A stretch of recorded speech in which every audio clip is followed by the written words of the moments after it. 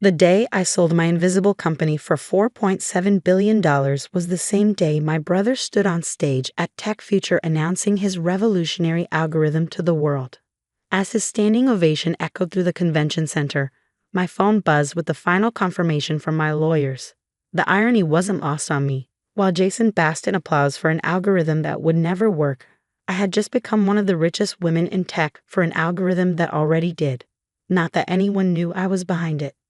My name is Deanna Chin, and for the past 6 years, I've been the invisible architect behind Nexus Intelligence, the most advanced predictive analytics platform in existence. A platform that every major tech company had been trying to reverse engineer without success. A platform that, until today, had no public founder. I sipped my champagne from the back of the auditorium, watching my brother gesture dramatically on stage. Jason had always been the face of our family's tech ambitions. Charismatic, handsome, and utterly confident despite his mediocre coding skills. I've been the quiet one, the support system, as our parents called it. Imagine an algorithm so intuitive it can predict market shifts 3 months in advance with 97% accuracy. Jason proclaimed to the crowd of investors and tech journalists. That's what Chin Dynamics has created. No, that's what I had created 6 years ago, and sold this morning to Geneva Global for a sum that made me nauseous every time I thought about it. As Jason's presentation reached its climax, promising impossible results from hypothetical technology, I slipped out a side door. The text from Geneva's CEO was succinct: transfer complete. Board meeting Monday. Your choice whether to attend in person.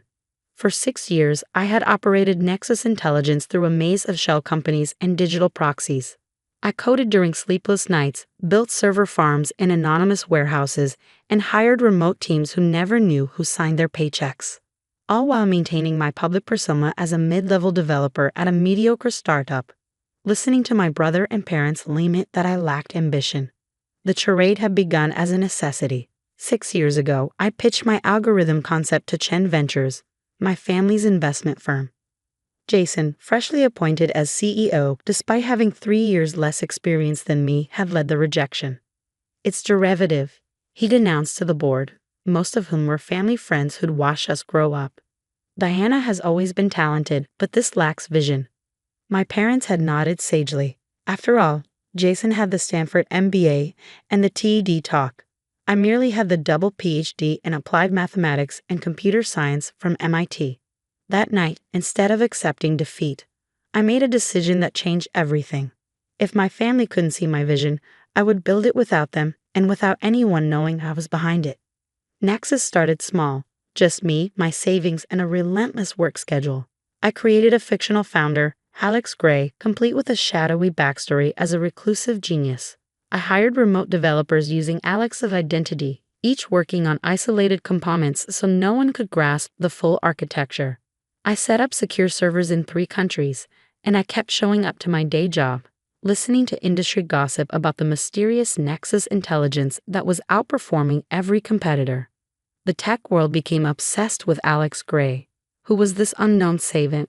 How had they developed an algorithm that could predict consumer behavior, market trends, and optimization pathways with unprecedented accuracy?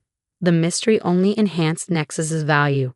Meanwhile, Chen Dynamics, my family's company with Jason at the helm, struggled to compete. Their products were always a step behind, their predictions less accurate. Jason became increasingly fixated on uncovering Nexus's secrets, never suspecting that the architect of his frustration ate Sunday dinners at their parents' house each week. "Diana, you're late." My mother's voice cut through my thoughts as I entered the VIP reception following Jason's keynote. The family was gathered in a private corner, champagne flutes in hand, celebrating Jason's moment of triumph. "Sorry, work call," I replied, accepting a glass from a passing server. My father frowned. "Still at that startup? What's it called again?" TechCore Solutions. I supplied the name of my cover job, the mediocre firm where I pretended to work while actually running Nexus. Someone has to pay the rent. Jason joined us, surrounded by admirers and flush with success. "Diana, did you catch the presentation?" "Wouldn't miss it," I smiled. "Especially the part about 97% prediction accuracy 3 months out. That's quite a claim." His smile faltered slightly. We're still fine-tuning, but the preliminary results are promising. I'm sure they are. I took another sip of champagne, enjoying the moment more than I should. By Monday, the tech world would know that Alex Gray had sold Nexus to Geneva Global. By Tuesday, analysts would realize that Jason's promise algorithm couldn't possibly compete with what Geneva now owned. Have you considered a change? Jason asked, his tone carrying that familiar mix of condescension and forced concern. Tech Core is a dead end. I could find you something at Chen Dynamics. Junior development team maybe? Our mother brightened. That would be wonderful, the family working together again. I checked my watch. In approximately 14 hours, my face would be on the front page of every tech publication in the world. Geneva's announcement would reveal that Alex Gray was actually Deanna Chen, and that I would be joining their executive team as Chief Innovation Officer with a compensation package that dwarfed Jason's entire net worth. I appreciate the offer, I said carefully, but I think I'm about to come into some new opportunities. The reception droned on, a parade of investors and journalists congratulating Jason on technology that existed only in PowerPoint slides. I made the expected small talk, dodged questions about my career, and counted down the minutes until I could escape. My phone buzzed again. Eliza, my right-hand developer who had been the only person at Nexus to know my true identity. Have you told them yet? Her text read. Tomorrow, I replied. Let them have tonight. Around midnight, as the reception wound down, my father pulled me aside. Deanna, your mother and I are concerned. You're 32, working at a company going nowhere. Jason offered you a lifeline tonight. You should take it. For a moment, I considered telling him everything. That for 6 years I'd been building what would become a multi-billion-dollar company. That tomorrow, his underachieving daughter would be revealed as one of the most innovative minds in tech. That the mysterious Alex Gray, who had dominated industry discussions, had been sitting at his dinner table all along. Instead, I just smiled. I'll think about it, Dad. Back in my apartment, modest by San Francisco standards, maintained as part of my cover, I opened my laptop to review Geneva's announcement one last time. The press release was scheduled for 9 a.m. Eastern, with my official introduction as CIO to follow in a video conference at noon. After 6 years of shadows, I was stepping into the light. Morning arrived with a flurry of texts and missed calls. The announcement had dropped, and the tech world was in an uproar. Alex Gray revealed as Deanna Chen, Nexus Intelligence acquired by Geneva Global. The architect behind the most advanced predictive algorithm in the world had been hiding in plain sight. My phone displayed 17 missed calls from Jason, 12 from my parents, and 1 from my former boss at TechCore, presumably wondering why his unremarkable developer was suddenly Tech's biggest story. I ignored them all and dressed carefully for the video conference. Eliza had insisted I upgrade my wardrobe weeks ago in preparation for today. As I buttoned my designer blazer, my doorbell rang insistently. Jason stood in the hallway, still wearing last night's rumpled suit, his expression a mix of shock and betrayal. Is it true? He demanded, pushing past me into the apartment. Good morning to you too, I replied, closing the door. Answer me, Deanna. Are you Alex Gray? Did you sell Nexus to Geneva? I gestured to the Financial Times open on my coffee table, where my photograph appeared above the headline. Net ex-US Mystery sold LVD. Diana CHENREVALD STCH's MOST elusive FOUNDER. It's true, I confirmed. How? He collapsed onto my sofa. How did you build Nexus without anyone knowing? Why didn't you tell us? I raised an eyebrow. Why didn't I tell the family who rejected my algorithm, who has spent 6 years dismissing me as unmotivated and unambitious? That family? We were trying to help you, he protested. We wanted you to succeed. No, I corrected him. You wanted me to succeed on your terms, following your path, supporting your vision. Jason ran his hands through his hair, his keynote confidence nowhere to be found. Does Dad know? He will soon. I'm sure he's seen the news. As if on cue, my phone rang. My parents. I let it go to voicemail. Diana, do you realize what you've done? Jason's voice had shifted from shock to something darker. Chen Dynamics has been developing competing technology. We just announced it yesterday. No, You announced vaporware yesterday, an algorithm that doesn't exist. Because you wouldn't share Nexus with your own family, his voice rose. We could have developed it together, kept it in the family. Instead, you sold to Geneva, our biggest competitor. I checked my watch. The video conference was in 30 minutes. I pitched it to the family first, remember? Derivative, you called it. Lacks vision. That was 6 years ago. We were different people then. Yes, we were. I was naive enough to think my work would be judged on its merits, not on whether I had the right pedigree or charisma to present it. I gathered my laptop and notes. Now, if you'll excuse me, I have a board meeting to attend. He stood, blocking my path. This isn't over, Diana. Chen Dynamics won't go down without a fight. There is no fight, Jason. Geneva now owns the technology that you've been trying to replicate for years. By this time next quarter, your investors will realize you can't deliver what you promised yesterday. I moved past him to the door. Now I really have to go. To your new corner office, he sneered. Is that what this was all about? The money? The title? I paused, hand on the doorknob. No, Jason. It was about building something extraordinary without having to perform or persuade or play the game. It was about the work speaking for itself. I opened the door. The fact that the work is worth $4.7 billion is just a nice bonus. The Geneva board meeting was surreal. Faces I'd only seen in business magazines now nodding respectfully as I outlined my vision for Nexus's future. The CEO, Sandra Reeves, introduced me as the true innovator of our generation, a phrase that would have seemed laughable 24 hours earlier. Afterward, as I returned to my apartment to pack, Geneva had arranged a penthouse overlooking the bay. I found my parents waiting in the lobby. My mother stepped forward first, eyes red-rimmed. Why, Deanna? Why the secrecy? We're family. That's exactly why, I replied, leading them to a quiet corner. I needed to prove I could do this on my own terms. By humiliating your brother. My father's voice was tight. His investors are panicking. The board is calling for an emergency meeting. I didn't plan this to hurt Jason, I said truthfully. The timing was Geneva's decision, not mine. But you must have known what would happen. Yesterday was the biggest day of his career, and you let him go through with it knowing his technology was obsolete before he even announced it. I considered my father's words. Had I wanted Jason to have his moment of glory before reality came crashing down? Perhaps. 6 years of being overlooked had left marks I hadn't fully acknowledged. I'm sorry it played out this way, I said finally. But I'm not sorry for what I built. My mother wiped her eyes. All this time pretending to be someone you're not. I wasn't pretending, Mom. I was protecting my work from exactly the kind of judgment that's happening right now, where my family is more concerned about how this affects Jason than celebrating what I've achieved. As harsh as it sounded, the truth hung between us.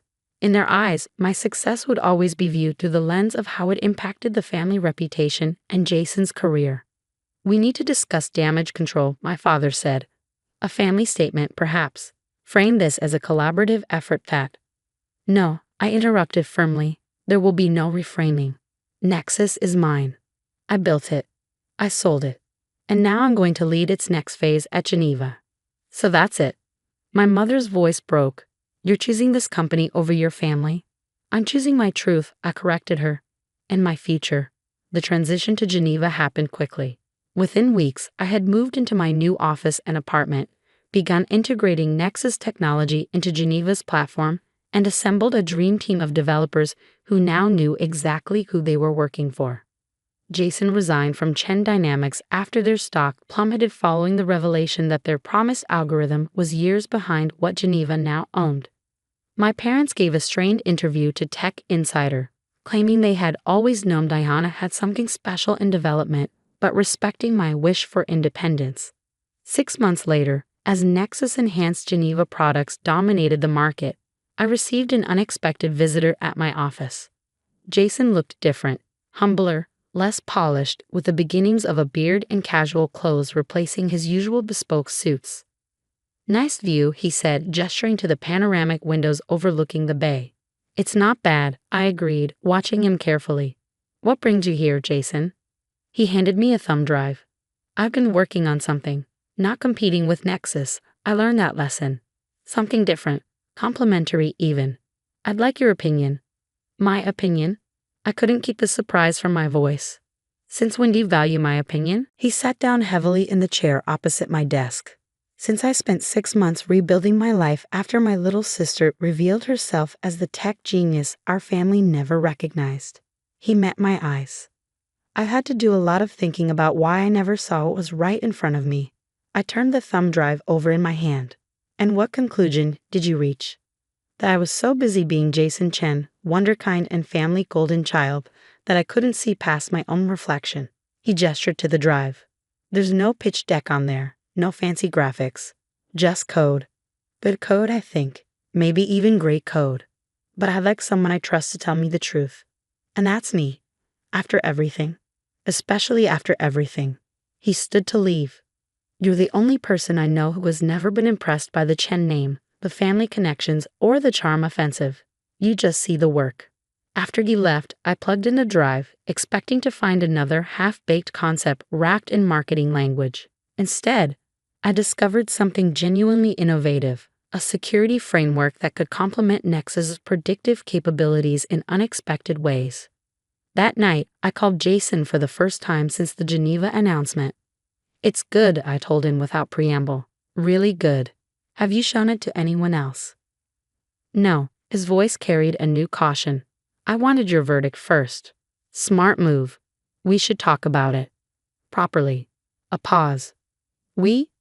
Geneva is always looking for new security solutions, I said carefully. If you're open to it, I could arrange a meeting. No promises, but they'll give it a fair evaluation. Another longer pause. Thank you, Diana. 2 weeks later, Jason presented his security framework to Geneva's development team, not as the charismatic scion of a tech family, but as a developer with solid code and thoughtful answers to technical questions. When they offered him a consulting contract, the relief and pride on his face reminded me of the brother I'd looked up to before family expectations had come between us. At dinner afterward, just the two of us at a quiet restaurant overlooking the water, Jason raised his glass. To new beginnings. I clinked my glass against his, and to seeing what's really there, not what we expect to see. He nodded, understanding the layers in my toast.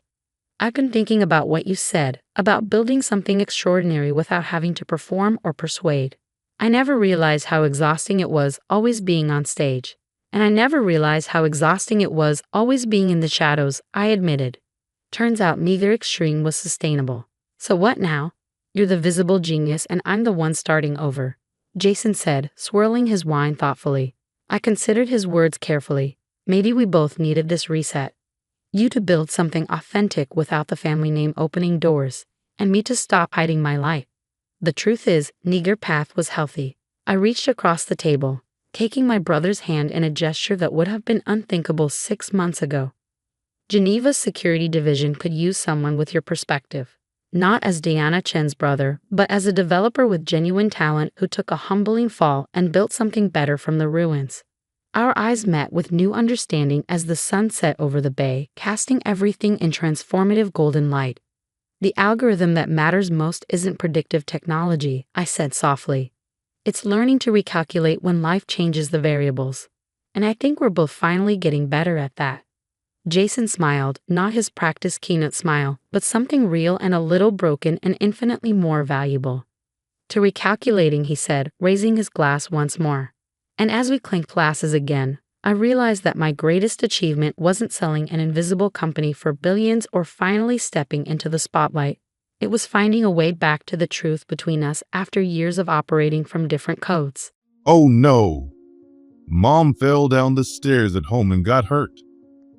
The moment he hit the call button, my husband, Henry, spoke in a panicked voice. What? I said, Mom got hurt. I'll be staying at her place for a while to take care of her. I'll be away from home. His mom? If he's talking about Nora, she's sitting right in front of me. At this very moment, I was having a pleasant tea break with my mother-in-law, Nora, at her house. What in the world was Henry talking about? Seeing my confusion, Nora gave me a quick glance and pressed her finger to her lips, whispering, "Shh." I nodded, set my phone to speaker mode, and placed it between Nora and me. Really? Nora got hurt. Then I'll head over to her place right away. I confirmed loudly, making sure Nora could hear every word. No. You and Mom don't get along well, remember? Let me handle this. Bye. Clearly unwilling to continue the conversation, Henry abruptly hung up the call. As I sat there stunned, trying to make sense of what had just happened, Nora, who had been holding back laughter, burst out as soon as the call ended. Well, let's wait and see how this plays out for a bit, shall we? Henry, who had completely lost interest in me, was still unaware of the secret bond Nora and I shared. Imagining how Henry might pale when he finally realized, I couldn't help but suppress a grin. My name is Megan. Since graduating from high school, I've been working as a caregiver and am now in my 50s. My husband, Henry, was my high school classmate, and we got married in our late 20s. In the early days of our marriage, I had a big concern. It was Nora, my mother-in-law. Since Henry's parents lived nearby, I frequently saw Nora during daily routines like grocery shopping or taking out the trash.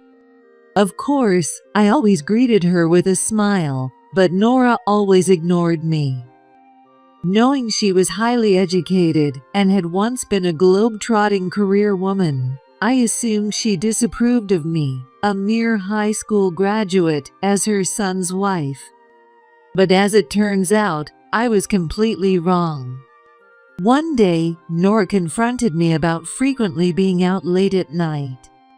Her probing gaze made it clear she suspected me of infidelity. You're always out until all hours. It's pitiful for my son. Nora, that's not true. Actually, I work as a caregiver, and sometimes families call me late at night because an elderly client tends to wander off. That's why I get home so late. When I explained the situation honestly, Nora blushed and sincerely apologized for her misunderstanding. I'm so sorry for saying such rude things. I just jumped to conclusions about you having an affair. Watching her sincerely apologize, I realized I had also misjudged Nora. When I shared the story of why I became a caregiver, Nora gave me a warm smile and a kind look. Back in high school, I had once escorted an elderly woman with dementia who was wandering around the neighborhood to the local police station. The caregiver who came to pick her up spoke so gently to her that I was inspired to become someone just like that. Honestly, I'm proud to have you as my daughter-in-law. Seeing that Nora didn't judge people based on their education or background, we now spend quality time together, often going out for lunch or enjoying tea like close friends. However, challenges never cease. About 3 years into our marriage, Henry suddenly started treating me coldly. Assuming he was simply tired from work, I tried my best to stay cheerful. Welcome home. That movie we watched on our first date is on TV tonight. Want to watch it together? It had become a tradition to watch it with popcorn every time it aired. I'm tired of it. Sorry, but I've got work to finish. Without even looking at me, Henry disappeared into his office. Passing by his room after my bath, I heard laughter coming from inside. Lately, Henry's laughter, which I rarely hear anymore. Is it a remote meeting? It sounds awfully cheerful for that. Figuring it was just some casual banter during a meeting, I didn't think much of it and headed to bed alone. But as I continued to ignore those small moments of unease, the distance between us grew into an unbridgeable gap. Henry, who used to remember every anniversary and birthday, now claimed to work late and sometimes came home reeking of alcohol. When I confronted him about the smell despite his late work, he unapologetically said it was an unexpected business dinner, clicking his tongue in irritation. Over time, our intimate moments disappeared, and even when I tried to cuddle in bed, he'd turn away with annoyance. My job isn't like your caregiving social club. I actually have to use my brain, and it's exhausting. He said this without even looking at me. A social club? Is that really how he sees my work? I take pride in my job as a caregiver. Helping others is fulfilling, and though I don't do it for the gratitude, hearing a thank you always makes me happy. But the work is challenging, and there are far more tough moments than enjoyable ones. I often come home exhausted and still squeeze in steady sessions to improve my skills between work and household chores. Hearing Henry belittle my work made me both angry and sad. But I bit my lip and held it in, unwilling to stir up conflict and sour the atmosphere at home. Henry must just be tired, and he doesn't really mean it. I kept telling myself that, and tried to endure it. However, my patience was in vain as the situation only worsened. Henry started claiming he had overtime or business trips, drastically reducing the number of meals he had at home. On the rare occasions he did eat at home, he seemed distracted, eating mechanically without engaging in conversation. "Hey, how's the seasoning on the chicken? Would you prefer it stronger?" There was no response from Henry, as if he hadn't even heard me. "Hey, I'm asking you." What?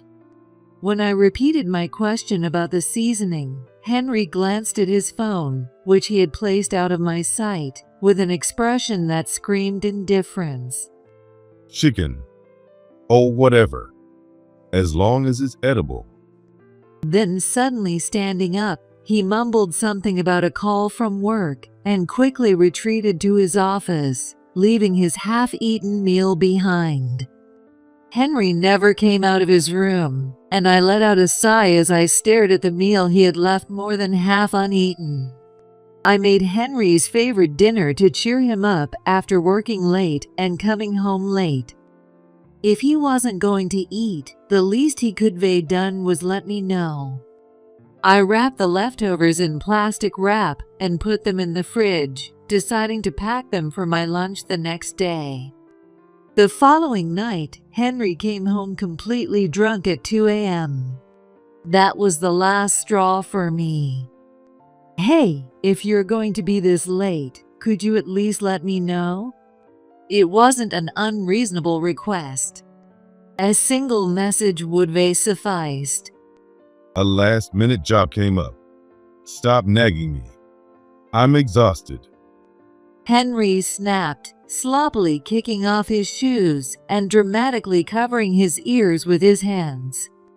"Nagging? I'm just saying I need to plan meals and my own schedule." Your schedule, huh? All you do is cook the same boring meals every day. Do you even realize who's paying for this nice house you live in? Though he was drunk, his dismissive tone and words shocked me into silence. For the record, this house was a gift from Nora, and Henry hadn't paid a single cent for it. As for living expenses, aside from utility bills that were automatically withdrawn, I was covering most of them with my own salary. In the beginning, Henry used to contribute cash, but over time, he started dodging the subject altogether. The words were on the tip of my tongue, but I bit my lip to keep from wounding Henry's pride. Henry seemed to sense what I was about to say, furrowing his brow and glaring at me.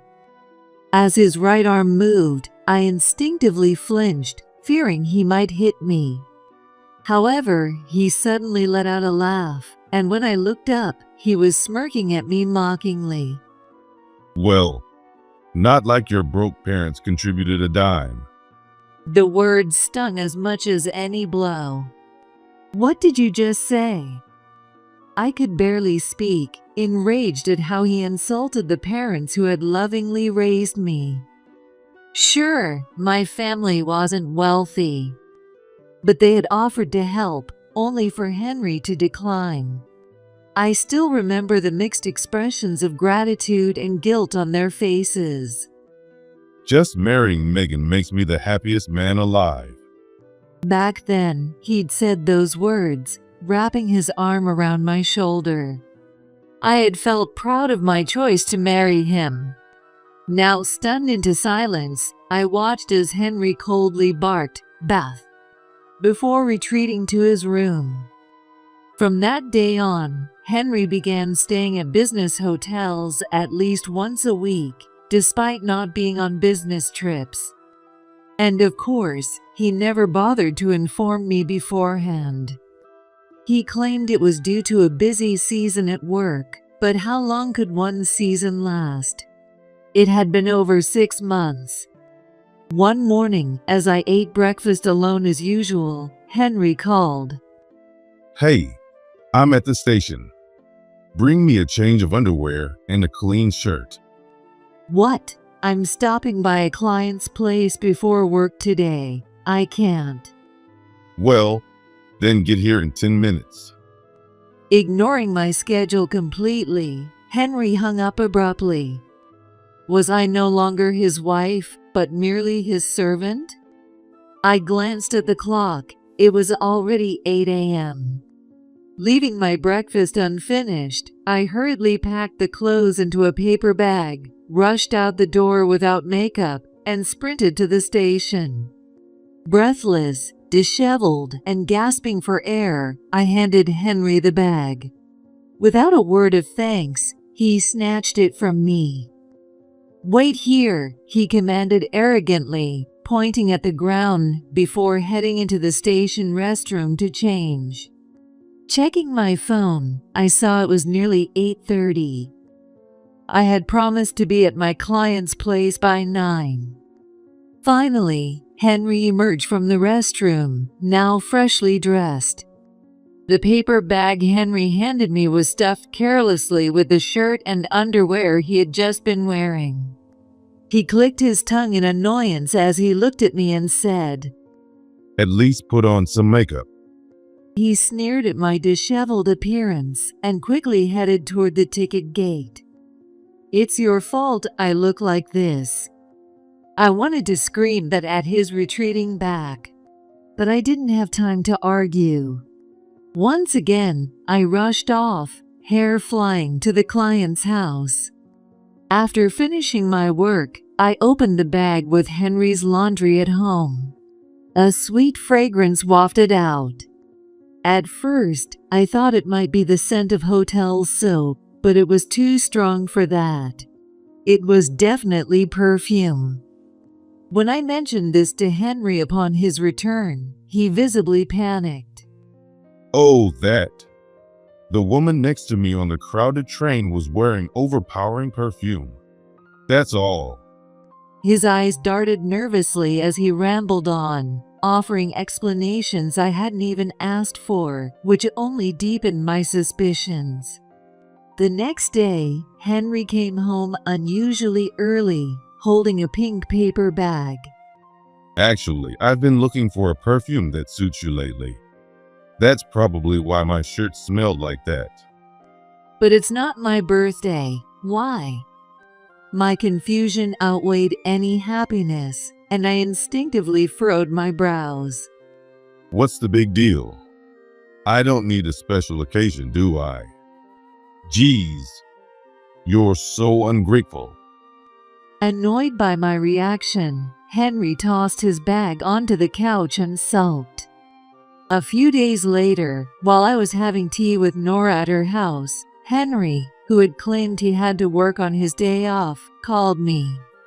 The moment I answered, he yelled in a frantic voice, It's terrible.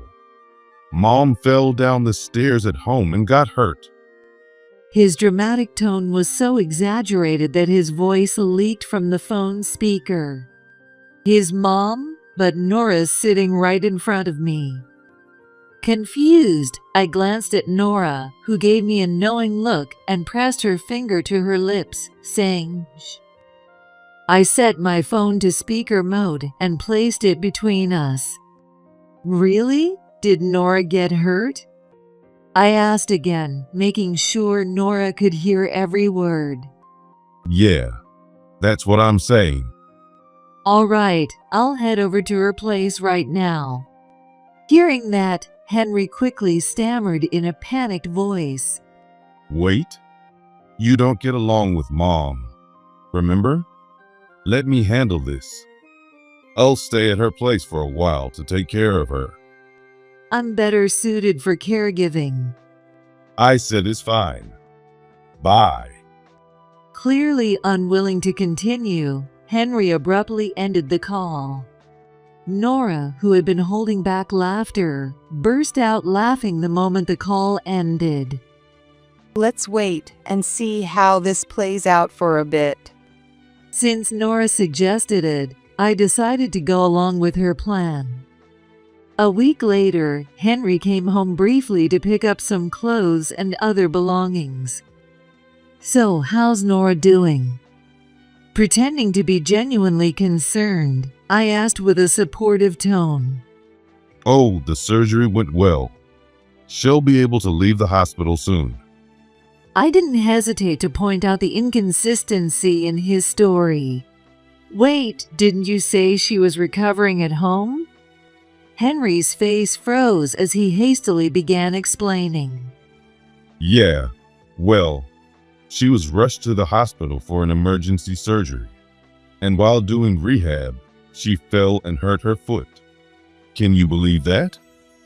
Wait, an emergency? I thought it was an injury, not an illness. I pressed further, not letting up. Sweat began to bead on Henry's face.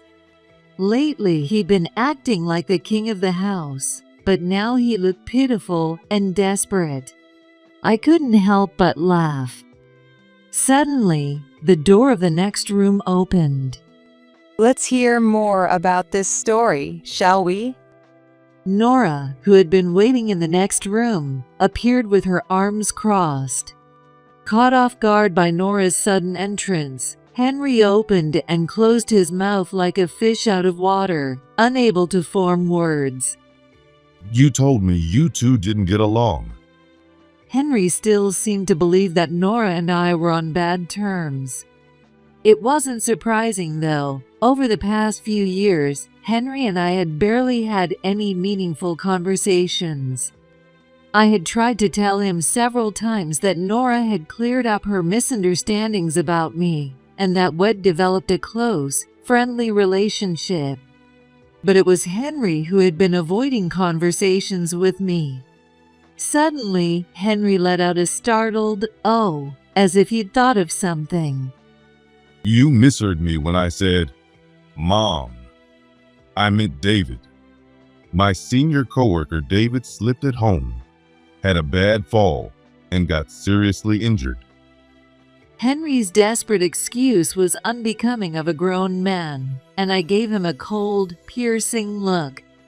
Then, I casually pulled my phone from my pocket and tapped on the screen. Leave Mom to me. I'll stay at her place for a while to take care of her. Bye. I had started recording Henry's call midway through last week. It clearly sounds like you said, Mom. Seeing Henry turn pale as his blatant lie was exposed, Nora and I couldn't hold back our laughter any longer. Then, Nora abruptly stopped laughing, furrowed her brow, and took a deep breath, her expression turning serious. You, whose mother have you been taking care of? Nora's sharp rebuke startled Henry so much that he almost collapsed onto the floor. He had mentioned before that he could count on one hand the number of times his mother had scolded him. Looking up at Nora, on the verge of tears, Henry resembled a small child. Mom, you hated Megan, didn't you? You used to mock her caregiving job. Henry tried to shift the blame onto Nora, his voice shaky and on the brink of crying. That's because I wrongly assumed Megan was sneaking out at night to cheat. I never mocked her caregiving work. Nora began explaining the connection between us that Henry had no idea about. The elderly woman I escorted to the police station in high school, which inspired me to become a caregiver, was Nora's mother, Henry's grandmother. By the time I met Henry's family to introduce myself before our marriage, she had already passed away, so I hadn't realized it. What? Henry let out a dumbfounded exclamation. I'm nothing but grateful to Megan. I admire her kind heart and would never hate or mock her. Henry, who had been cowering moments earlier, suddenly raised his head and glared at me. Damn it. I married you because you're a caregiver. I thought I could push my parents' caregiving onto you eventually. Otherwise, why would I pick a poor, uneducated woman like you? With that, Henry began pulling socks and ties from his bag and throwing them at me in frustration. His childish behavior left me too exasperated to even get angry. Nora stepped between us protectively, shielding me from Henry.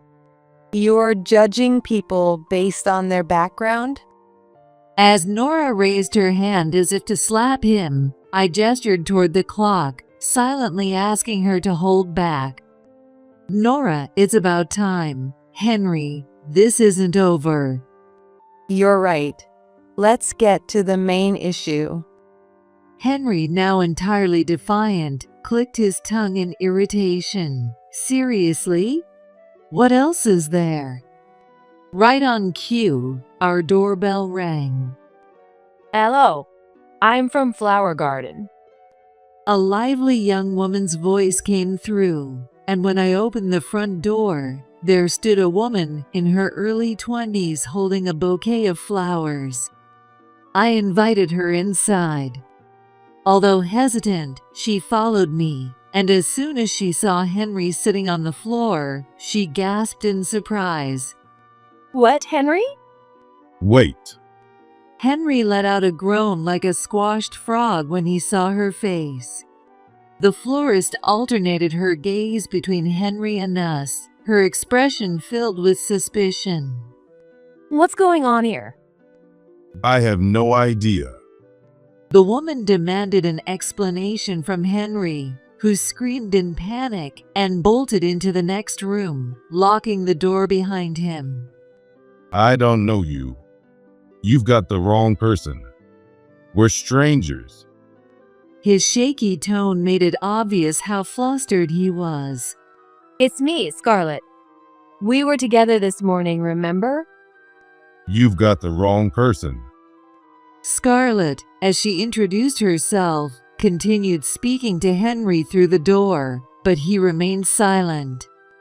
He was probably curled up, covering his ears, waiting for the storm to pass. I was completely disillusioned, realizing my husband was such a pathetic man. I didn't feel anger or sadness anymore, just sheer disbelief. What's going on? He's my fiancé. What did you two do to him? Scarlett's fury turned toward Nora and me instead of Henry, who had fled. The truth was, Nora and I had known about Scarlett beforehand. The day after Henry's fake call about Nora's injury, we confirmed his infidelity and hired a private investigator. It didn't take long to uncover the evidence. The woman Henry was seeing was a florist who had once sold him flowers for my birthday. The investigators suggested Scarlett might not know Henry was married. She had been overheard excitedly telling her colleagues about their upcoming wedding. Nora and I discussed how to reveal Henry's marital status in a way that would leave no room for his excuses. Yesterday, Henry had called to say he'd be coming home today to pick up some clothes.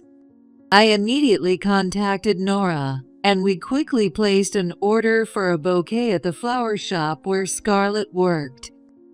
Scarlett, I'm sorry for involving you in all this. My name is Megan, and I'm Henry's wife. I apologized to Scarlett for dragging her into this and gently revealed that I was Henry's wife. No, stop lying. I'm marrying him. Don't get in the way.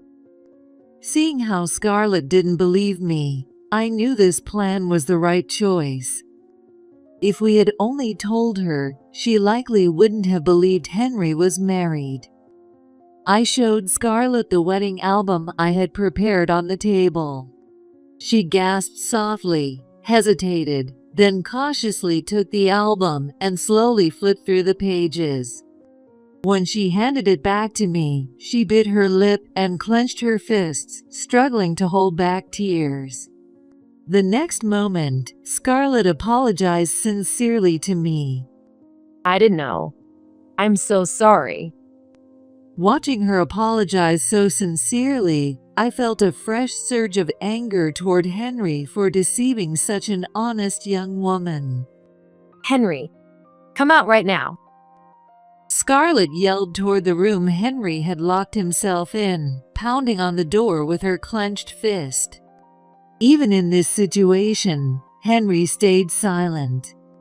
Scarlett mentioned that she had introduced Henry to her father as her fiancé. Her father, hearing the name of Henry's company, was thrilled, saying it was a trustworthy business. My dad is the CEO of one of his company's clients. You've probably heard of White Trading. White Trading was a renowned corporation. As soon as Scarlett mentioned the company's name, the door Henry had hidden behind burst open with such force it nearly broke. What? I didn't know about that. Henry stumbled out, pale as a sheet, tripped on the carpet, and crawled to cling to Scarlett's legs. Scarlett, I'm sorry. Henry grabbed her hands, spilling insincere words like, I love you, and you're the only one for me. When I met you, I was planning to divorce this woman. I mean it. He jerked his chin toward me.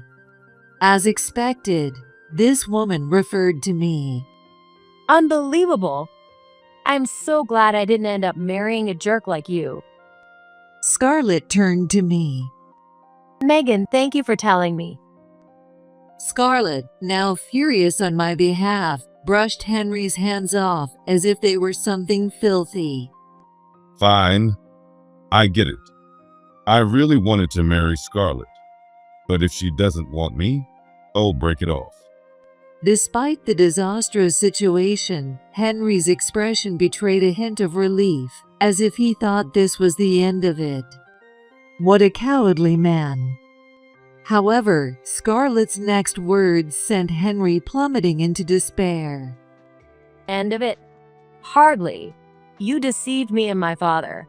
I'll be demanding compensation. No. Please, no. Henry crawled on the floor and clung to Nora's legs this time. Help me, Mom. Like Scarlett, Nora shook him off. I spoiled you too much as a single parent. You hurt this young woman and kind Megan. This time, I'll make sure you learn your lesson. I don't have the money for compensation. Though Henry had a high-paying job, he had almost no savings. Recently, I had noticed multiple loan statements and collection notices addressed to him arriving at the house. Over the past few years, Henry's spending had become reckless.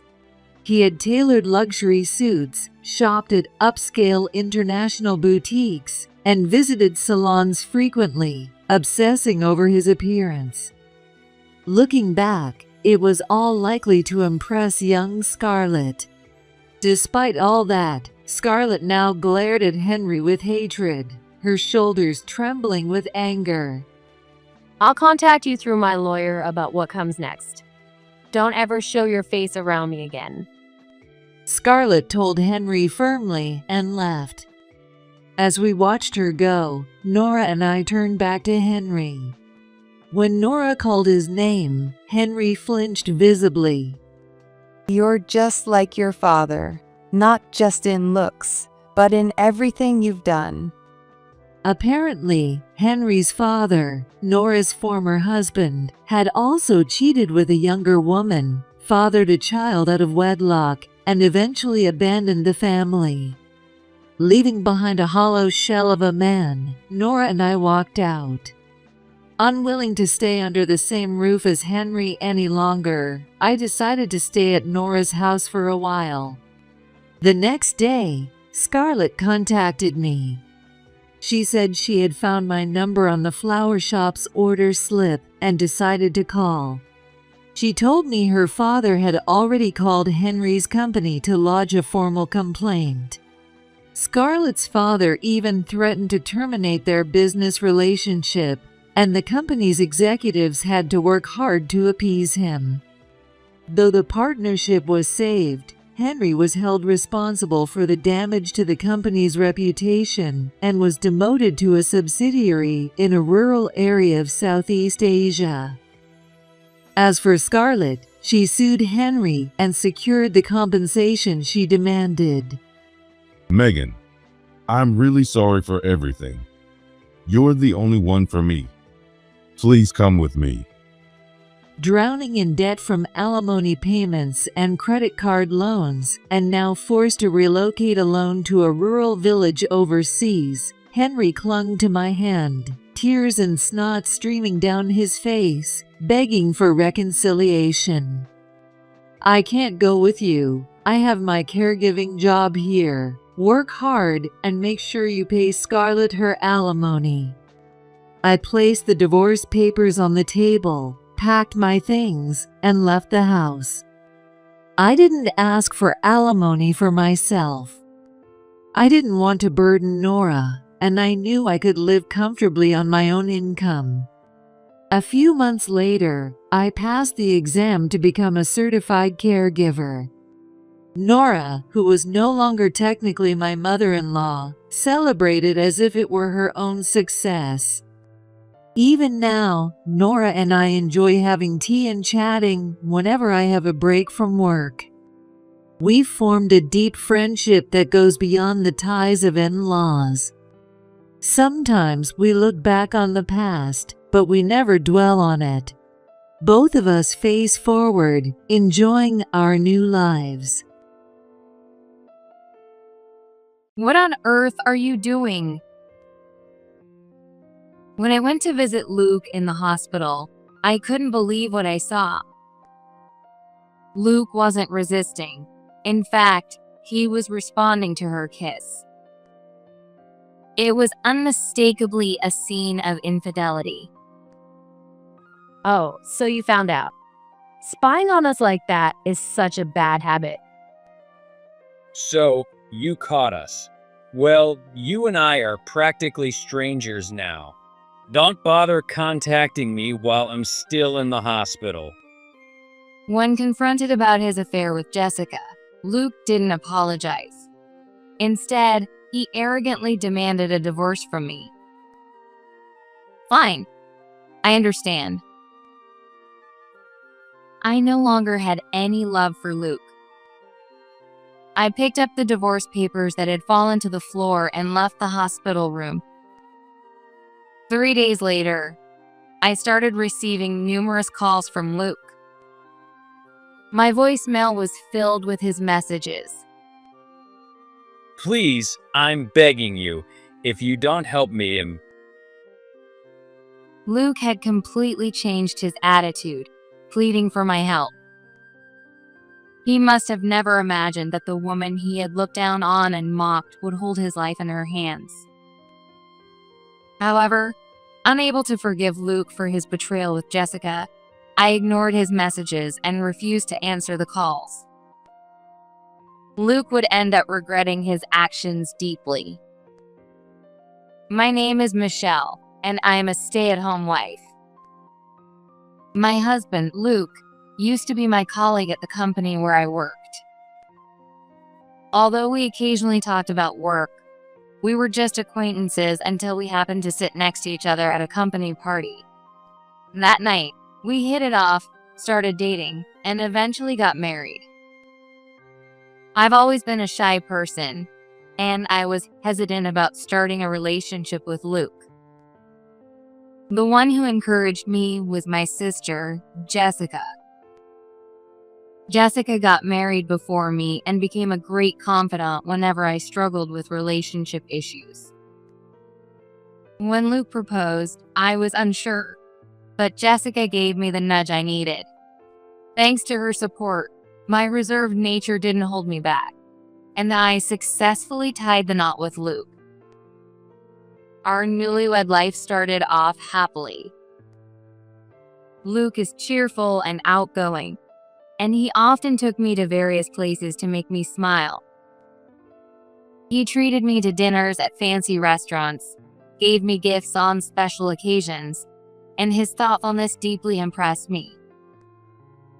However, Luke's major flaw gradually began to come to light. It was his sense of money management. One day, a large bill from the credit card company arrived. I was shocked when I saw the statement. It was a bill that exceeded our household's monthly income. Of course, I knew I hadn't spent that much. When I asked Luke about it, his response was vague. Did I really spend that much?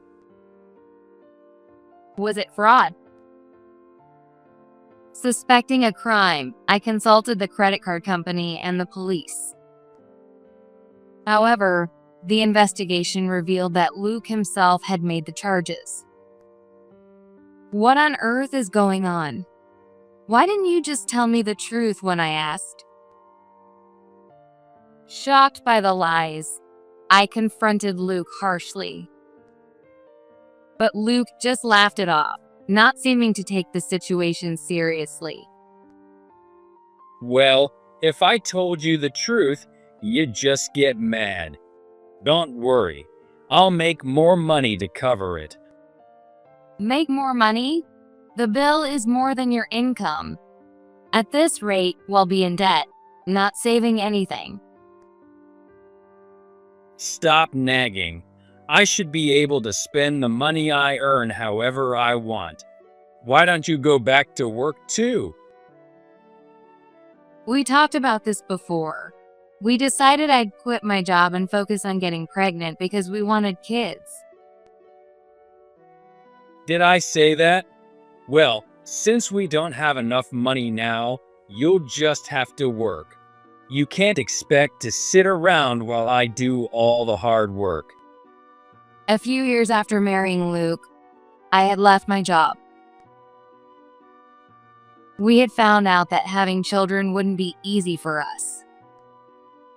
We underwent tests at the hospital, but they couldn't determine which of us was the cause of the infertility. However, we were advised that regular checkups would be beneficial if we wanted to have children, so I decided to leave my job. Yet now, Luke seemed to have either forgotten or ignored this entirely and insisted that I return to work. From the start, I was the only one consistently attending fertility treatments, while Luke often skipped appointments, using his busy work schedule as an excuse. Our discussions always ended in a stalemate, and I eventually returned to work.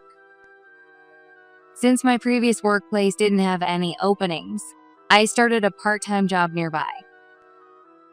My income helped cover our monthly deficits, but with the cost of fertility treatments, I began to wonder what I was working for.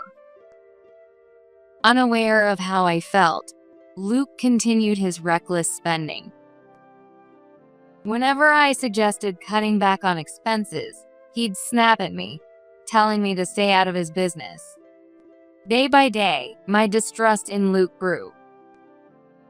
I couldn't help but feel confused and disheartened by how much he had changed from the person I dated. The problems didn't end there. Luke's parents, Ashley and David, who live in a rural area, were also a source of stress for me. They often visited our home unannounced and made insensitive comments. So, no kids yet? It's been quite a while since you got married. There must be something wrong with your body. Ashley constantly blamed me for not being able to have children, making snide remarks like this. With a daughter-in-law who's such a defective product, we shouldn't have let them get married. What a disappointment.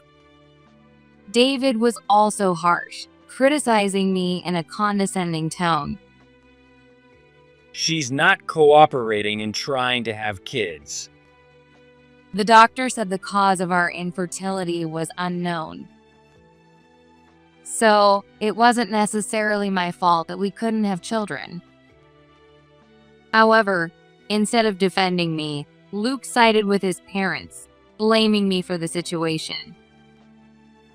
If you have time to start a part-time job, you should focus on having kids. Waiting until you're older will only make it harder. If you manage the household budget properly, you wouldn't need to work. Don't tell me you're wasting Luke's salary. Ashley and David took full advantage of my silence, continuing to berate me until they left. It's your reckless spending, isn't it? Why don't you admit it's your fault? If I said that, Mom and Dad would just worry even more. I can't do that. Luke didn't apologize. Instead, he acted as if he was in the right, snorting arrogantly. I'm going to fertility treatments. The cause might be on your end too. So why am I the only one being blamed? I have my pride, you know. As my wife, you should understand that much. No matter how much I tried to explain, Luke wouldn't listen. The thought of divorce briefly crossed my mind when Luke suddenly grimaced in pain. My stomach hurts. Clutching his abdomen, he broke out in a cold sweat and collapsed to the floor. What's wrong? Are you okay? Is your stomach hurting? Please, call an ambulance. Hurry. Seeing the desperation on his face, I realized it was serious. I grabbed my phone and dialed 911. Hello, this is an emergency. My husband, Luke, is suddenly in severe pain. The ambulance arrived quickly after my call. Groaning in pain, Luke was carried out on a stretcher by the paramedics. I rode with him to the hospital. The diagnosis revealed that Luke's unhealthy lifestyle, including excessive sugar and alcohol intake, had led to impaired kidney function. This time, his kidneys were inflamed, causing the sudden and intense pain. We'll admit him for now. There's a risk his condition could worsen due to the medication's side effects, so we'll monitor him for a while. Even though we had been arguing, I was genuinely worried about Luke's sudden illness. During his observation period in the hospital, I decided to visit him every day. However, this hospital stay led me to uncover a horrifying truth. A few days had passed since Luke collapsed. That day, I finished work earlier than usual and arrived at the hospital much earlier than my usual visiting time. When I approached his room, I noticed the door was slightly ajar, and I could hear hushed voices inside. There shouldn't be any tests at this time, so maybe a nurse is checking on him? But I had a bad feeling, so I peeked through the small opening. To my shock, my sister Jessica was there. And unbelievably, she was straddling Luke, who was sitting on the bed, and they were kissing. Luke wasn't resisting. In fact, he was responding to her kiss. It was unmistakably a scene of infidelity. What on earth are you doing? When I burst into the room and yelled, Jessica looked shocked to see me and quickly jumped off Luke. What's wrong, Michelle? Why are you yelling all of a sudden? You scared me. Don't play dumb. I saw what you were doing just now. Saw what? I have no idea what you're talking about. Jessica was clearly determined to feign ignorance. I saw you and Luke kissing. What's going on here? At my words, both of them looked flustered. Realizing they couldn't talk their way out of this, Jessica finally spoke after a brief silence. Oh, so you found out. Spying on us like that is such a bad habit. You're admitting to having your affair? Jessica, you have a family. What were you thinking? Did it really take you this long to notice? You're so clueless. Yes, Luke and I are in that kind of relationship. Sorry. Luke, is this true? Well, now that the cat's out of the bag, I'll admit it. Sorry, but I've been attracted to Jessica ever since I first met her. I've always preferred older women. They both smirked, watching my reaction. How long has this been going on? Oh, it started when I happened to visit your house while you were out. We got to talking, and things just clicked. Jessica admitted this brazenly, without a hint of remorse. Luke is such a thoughtful guy, you know. He gives me tasteful gifts and knows all the best restaurants. Honestly, someone as plain as you doesn't deserve him. I'll take him off your hands. Wait, is that why the credit card bills were so high? I can't believe this. Well, yeah, pretty much. I'm not the type to skimp on dates, you know. Sorry. I had been working hard to support our household finances. But all the money I earned had been spent by Luke and Jessica for their selfish indulgences. Realizing they had both been deceiving me all along, anger began to boil within me. By the way, I heard you're having trouble having kids. How sad. It's your fault, isn't it? Jessica said this with a smug smile. Wait a minute. Did you actually tell her that? I can't believe it. Luke had shared our private struggles with Jessica. Not only had he told Ashley and David, but it seemed he had also spread the idea that our infertility was solely my fault to Jessica. The mocking tone in Jessica's voice only fueled my anger further. Oh, was I not supposed to say that? My bad. But it's true, isn't it? It's your fault we can't have kids. That's enough. I can't believe you two anymore. Realizing how futile it was to reason with them, I gave up trying to communicate. These two are clearly missing a screw somewhere. They betray their family without even batting an eye. Jessica, you're married too. What are you planning to do by having an affair with Luke? Don't worry. I plan to get divorced. Luke's a much better man. My husband isn't bad, but he's just boring. This is unbelievable. You're leaving your husband for Luke? Don't make it sound so bad. If I had met Luke before you did, he would have chosen me for sure. Well, that's about right. I've been meaning to bring this up, and now's a good opportunity. With that, Luke threw something at me. It was a divorce agreement, already filled out. Fill that out and submit it, will you? Don't contact me at all while I'm in the hospital. From now on, you and I are strangers. Fine. I understand. I picked up the divorce papers from the floor and left the hospital room without saying another word. I knew there was no point in talking to them anymore. Straight from the hospital, I headed to submit the divorce papers. Our marriage had never been particularly happy, but we had once chosen to build a life together because we cared for each other.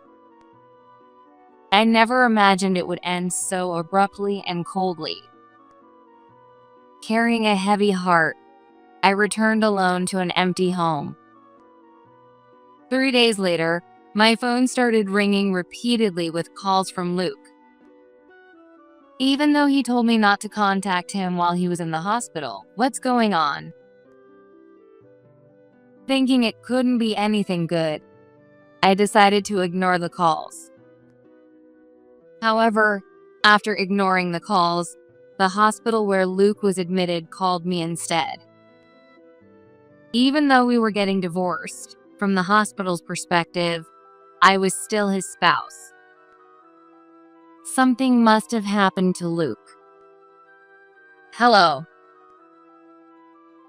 I reluctantly answered the call, and the nurse on the line informed me that Luke's condition had worsened. The side effects of the medication he was taking were severe, and he would need surgery in a few days. The surgery would require a blood transfusion, but Luke had one significant problem. His blood type was rare.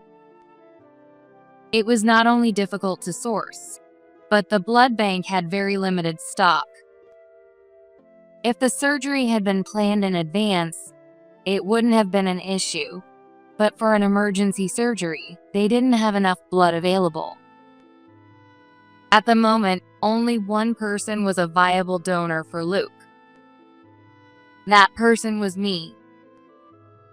When Luke was admitted to the hospital, I was called in by the doctor and asked to undergo a blood test. The test was to check if my blood was compatible with Luke's, and as it turned out, by sheer coincidence, it was a perfect match. This is incredibly lucky. The doctor had said with excitement, but before I could share this information, I had discovered Luke's affair with Jessica and never mentioned it to him. Finding another compatible donor at this point would be nearly impossible. That's why they were reaching out to me now. The doctor explained that I was the only potential donor, and perhaps Luke finally realized the gravity of his mistakes. My phone kept ringing, and my voicemail filled with his messages. Luke was desperately pleading with me to donate blood. However, I remembered that he had explicitly told me not to contact him. The hospital urged me to come immediately, but I came up with an excuse and refused. The calls from Luke still haven't stopped.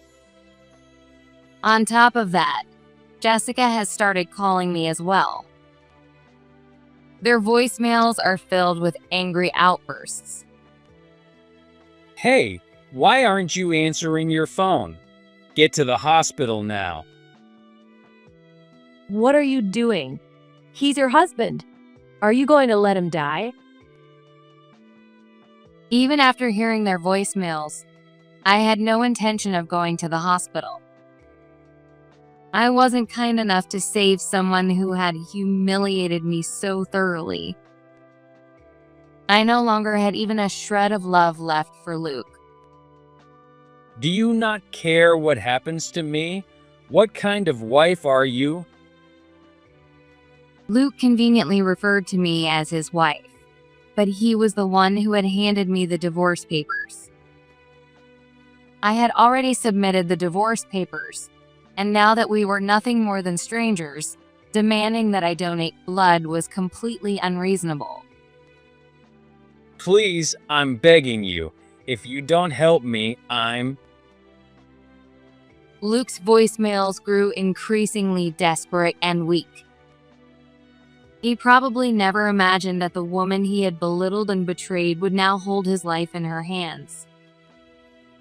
Even as he cried and begged, my heart didn't waver. I couldn't forgive Luke for his betrayal with Jessica. Whatever happened to him was no longer any concern of mine. On top of the incessantly ringing calls, Ashley and David also started calling. At first, I decided not to answer and just listen to the voicemails. It's your duty as Luke's wife to help him. After taking in a defective wife, you repay us with betrayal. Do you really think a part-time worker with a measly income can afford to lose the breadwinner?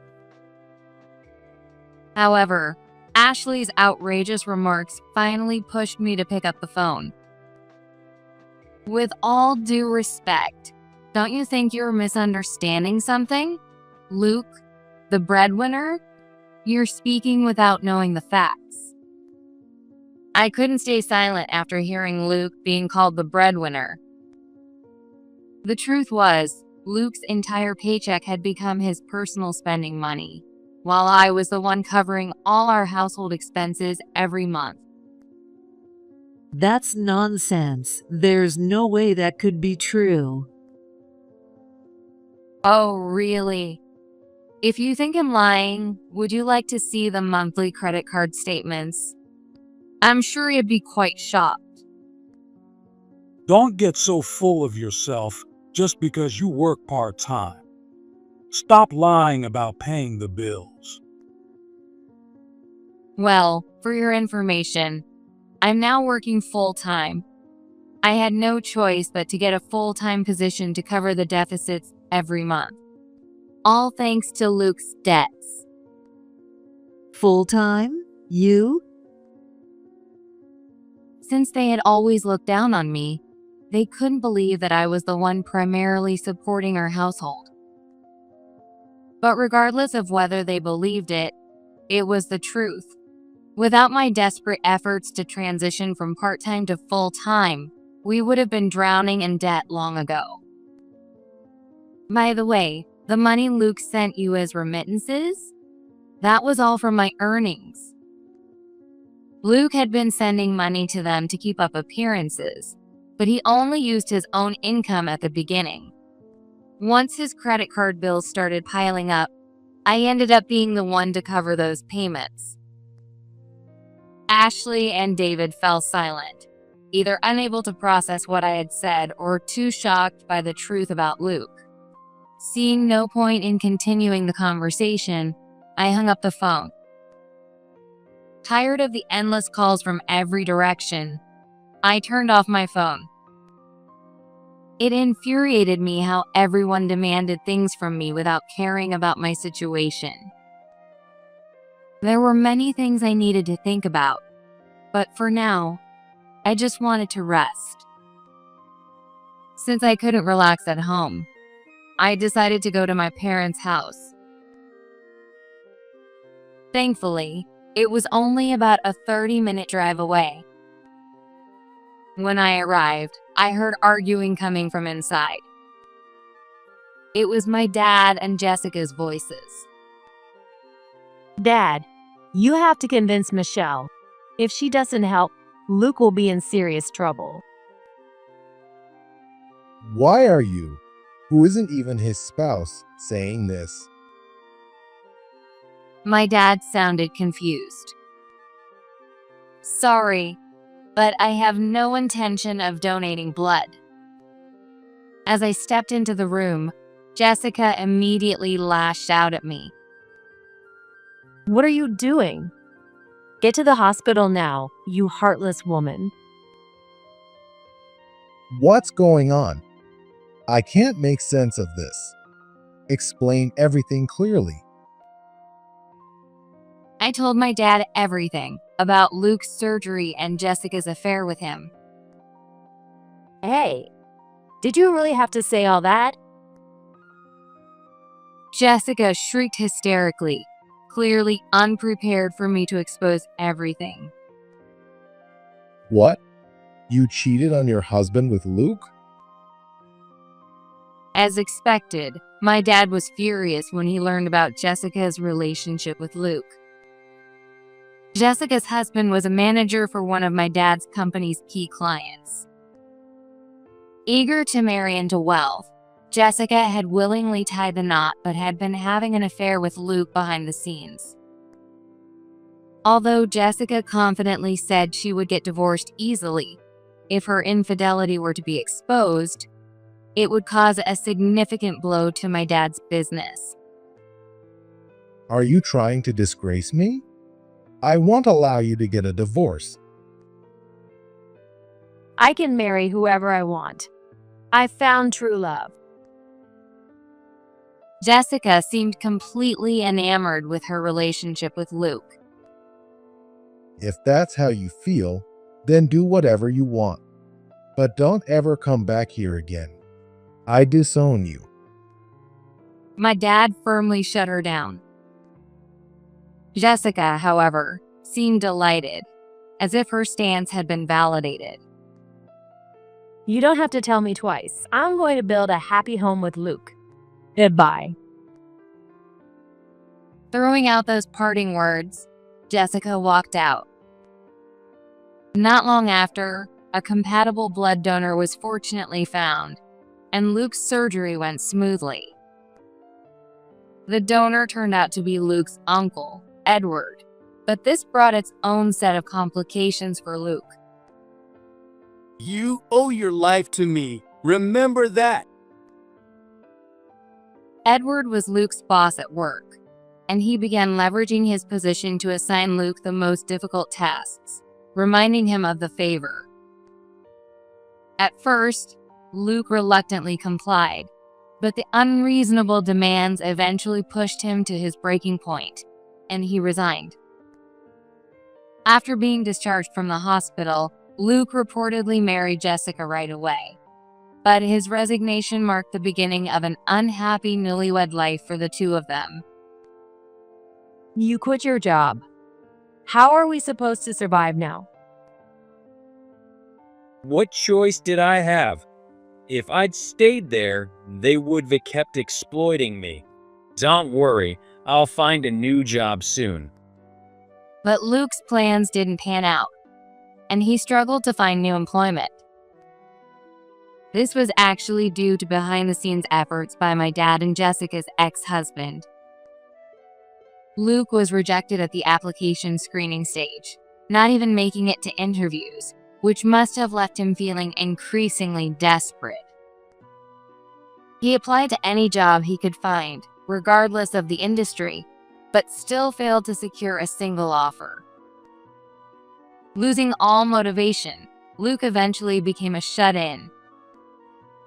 At first, Jessica supported him by taking on a night job, but constant arguments erupted as Luke showed no signs of seeking work. Hey, when are you going to start working again? What can I do? No one will hire me. This isn't how it was supposed to be. I should have stayed married to my ex. Had she not had the affair and stayed married to her ex-husband, Jessica would have had a much easier life. She finally realized that she had thrown away a stable life for a fleeting emotion, but by then, it was far too late.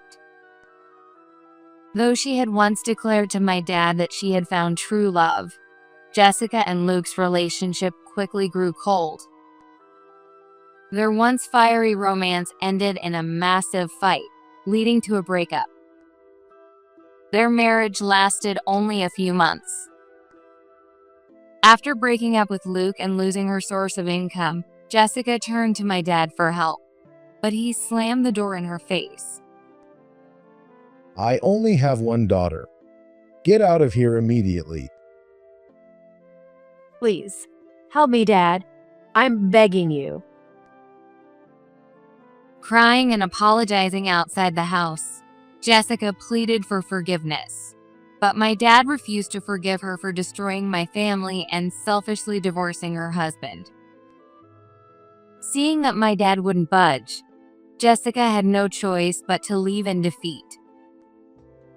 Later, she reportedly went through a series of relationships with unreliable men.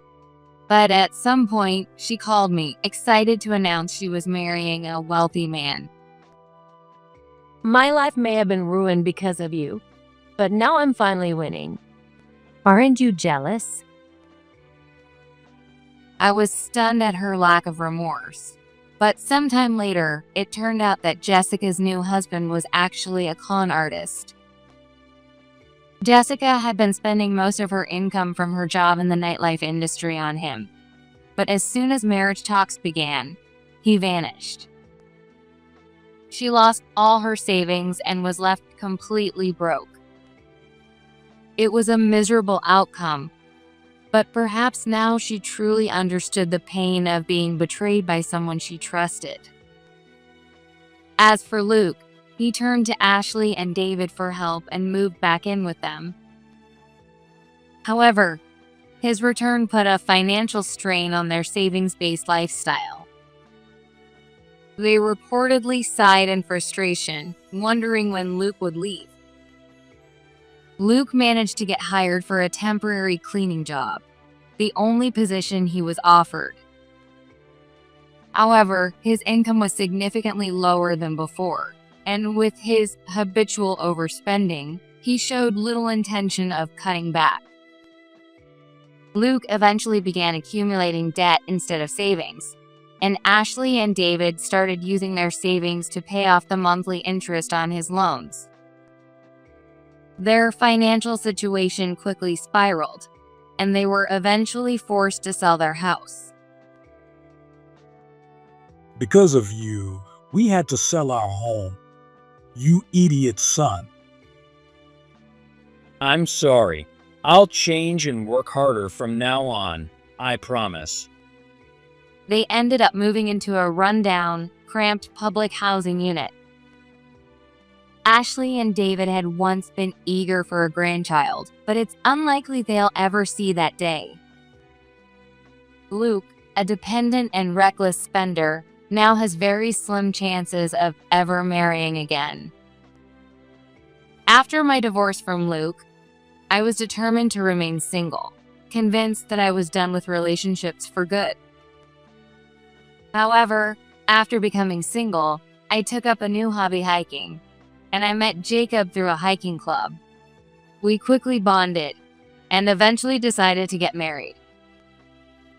Although I had developed a distrust of men for a while, Jacob patiently supported me, saying he would stay by my side until my emotional wounds healed. Shortly after we got married, I discovered I was pregnant. It was surprising since I hadn't been able to conceive for years before. I couldn't help but wonder if Luke had been the reason for our infertility all along. Later, after fulfilling my dream of giving birth to our first child, I was walking through town with Jacob and our baby when I noticed Ashley, David, and Luke across the street. The three of them, dressed in shabby clothes, didn't notice me. They walked hunched over with gloomy expressions, disappearing down the street. They didn't look happy at all. I shuddered to think about what my life might have been like if I had stayed with Luke.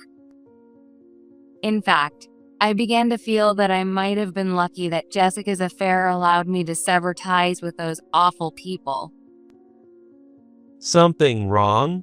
You're zoning out. Jacob noticed me staring in the direction the three had disappeared.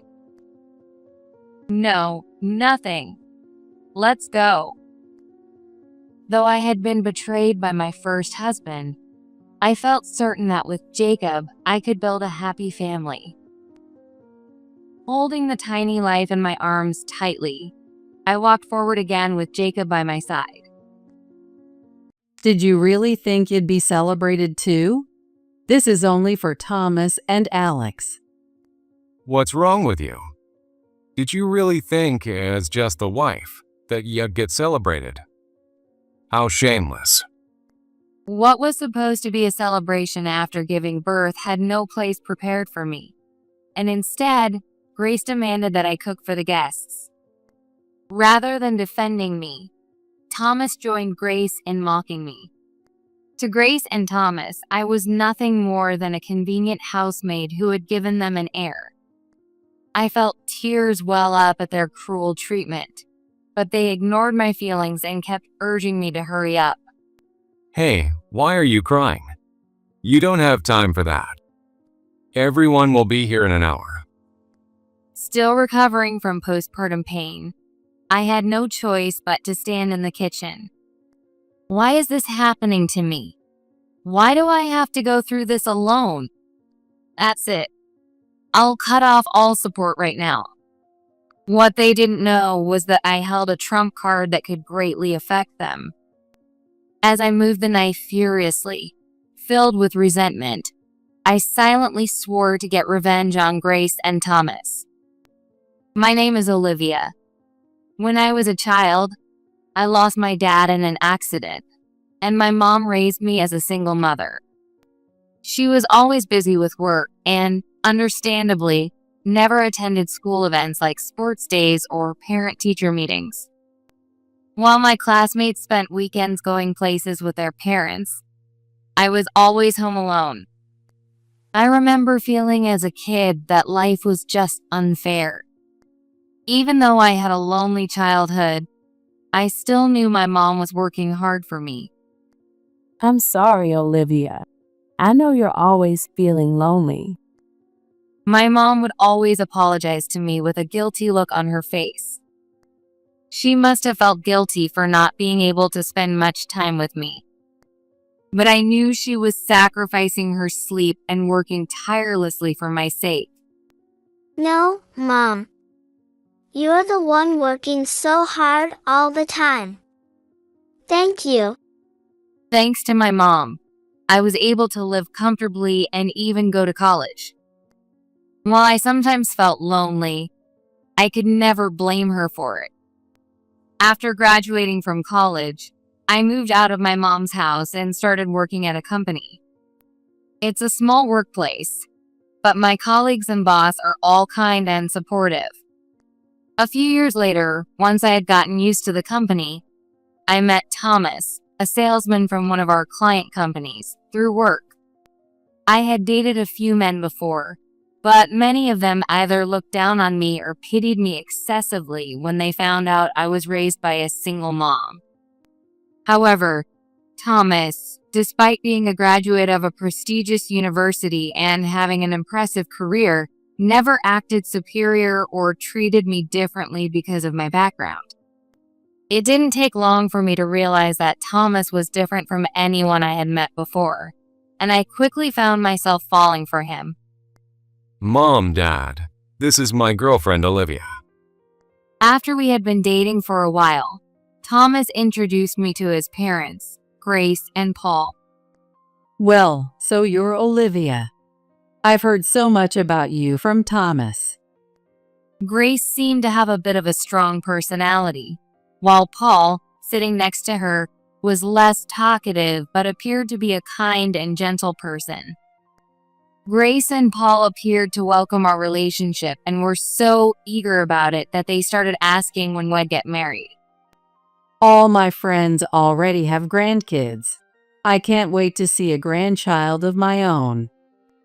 Although I couldn't help but smile wryly at Grace talking about grandkids before we were even married, I was relieved that they were supportive of our relationship.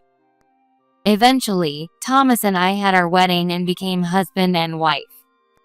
It'll be more convenient to live nearby in case anything happens, right? With those words from Thomas, we decided to live in an apartment close to Grace and Paul's house. At the time, it seemed like a reasonable idea, but it turned out to be a mistake. After we moved, Grace started visiting frequently without notice. What's more, she would let herself into our home even when Thomas and I weren't there. Thomas had given her a spare key without discussing it with me, so she could come and go as she pleased. She would open the fridge without asking or start cleaning the living room. Olivia, don't you think you're slacking off on housework just because you're working? The house was messy, you know. When I came home tired from work, there was Grace, lounging on the couch like she owned the place. Just seeing her face made my exhaustion hit even harder. Sure, there were probably areas where I had been neglecting housework because of my job. But no matter how much she considered it her son's home, this was still a separate household. Having her barge in and do whatever she wanted only left me feeling upset and frustrated. Well, Grace, could you please let us know before visiting next time? Why would I need to do that just to visit my son's house? I tried to politely ask her to notify us before coming over, but she clearly didn't like the idea. If I don't keep an eye on things, you'll just neglect your chores, won't you? If you can't keep up with housework, you should quit your job and focus on supporting Thomas. Paul works for a major bank and is incredibly busy. Grace had been a stay-at-home mom for many years to support Paul in his demanding career. Because of that, she likely disapproved of the fact that I continued working even after getting married. She would bring up the topic every chance she got, insisting that I should become a full-time homemaker. Unable to take it anymore, I talked to Thomas about Grace's unannounced visits and her constant remarks about me quitting my job. However, he just told me I was overreacting. She's my mom, so she's your family too, right? Stop treating her so coldly. I'm not treating her coldly. I just want to maintain healthy boundaries. No matter how much I tried to explain, it was like talking to a wall. Thomas insisted that Grace didn't mean any harm and, instead, blamed me for rejecting her. With Paul rarely home due to his busy schedule, there was no one to rein in Grace's behavior. Feeling a growing sense of frustration, I realized a year had already passed since our wedding. By then, I was pregnant. The first baby has to be a boy. When I shared the news of my pregnancy, Grace's eyes lit up with excitement as she urged me to have a son. But no matter how much she insisted, I couldn't control the baby's gender through sheer effort. However, Grace's expression was completely serious. The thought of what might happen if it turned out to be a girl terrified me. After getting married, I quickly realized that Grace had very old-fashioned beliefs. She firmly believed that women shouldn't work, should stay at home, obey their husbands, and give birth to a male heir. It was likely that Grace had been told the same things herself. While Grace was thrilled about having a grandchild and seemed genuinely happy about my pregnancy, her over-involvement had become excessive. During my pregnancy, she started visiting our house almost daily, wanting to take care of everything for me. But being pregnant was already exhausting, and having Grace, who was still an outsider despite being family by marriage, constantly around made it impossible for me to relax. My stress levels kept rising. As I entered the later stages of pregnancy, we found out the baby's gender. I was worried it might be a girl, but am so relieved it's a boy. Grace said as soon as I told her the gender, her first words lacking any sensitivity. If it had been a girl, I'm sure she would have criticized me harshly. With the birth of my son, everything around me changed drastically. When I informed Grace and Paul about the birth of my son, Alex, they came to visit me at the hospital. However, instead of congratulating me or offering words of comfort after the delivery, Grace focused entirely on Alex. Paul was the only one who showed any appreciation for my efforts, but Grace angrily snapped at him. Is Olivia more important to you than precious Alex? What are you talking about? There's nothing wrong with acknowledging Olivia, who risked her life to give birth. Paul didn't back down and argued back, but Grace, with her strong-willed personality, clearly didn't like him defending me. Grace kept grumbling under her breath, which soured the atmosphere in the room considerably. I'm sorry, but I've got work to take care of. Olivia, I'll come by another day to see Alex. His phone had suddenly rung, and he left the room, explaining that an urgent work matter had come up. With Paul, the only person who could rein Grace in, gone, she began directing her malice at me without holding back. Now that you've had the heir, you're no longer needed. You should be grateful we accepted someone like you, raised by a single parent, and from who knows where, into our family. Grace started making snide and passive-aggressive remarks toward me. That's awful. Have you always felt that way about me? Awful? Stop acting like a victim. I put up with you and supported you only until you gave birth to Alex. According to her, the support she provided wasn't for me as her daughter-in-law, but purely for Alex, who was yet to be born. To be honest, I didn't like you from the moment we met. You seemed obedient enough, so I allowed the marriage. But you turned out to be more defiant than I expected. Even when Grace and I argued like this, Thomas didn't step in to stop it. He just laughed awkwardly. Thomas, help me. Why aren't you saying anything? Enough already. It's the truth. So what's the problem? A wife is just a tool to have kids in every family, isn't she? I was speechless at his outrageous words. I realized then that the kindness I thought Grace and Thomas had shown was all an illusion. It was at that moment I realized these people only wanted a wife who was convenient for them.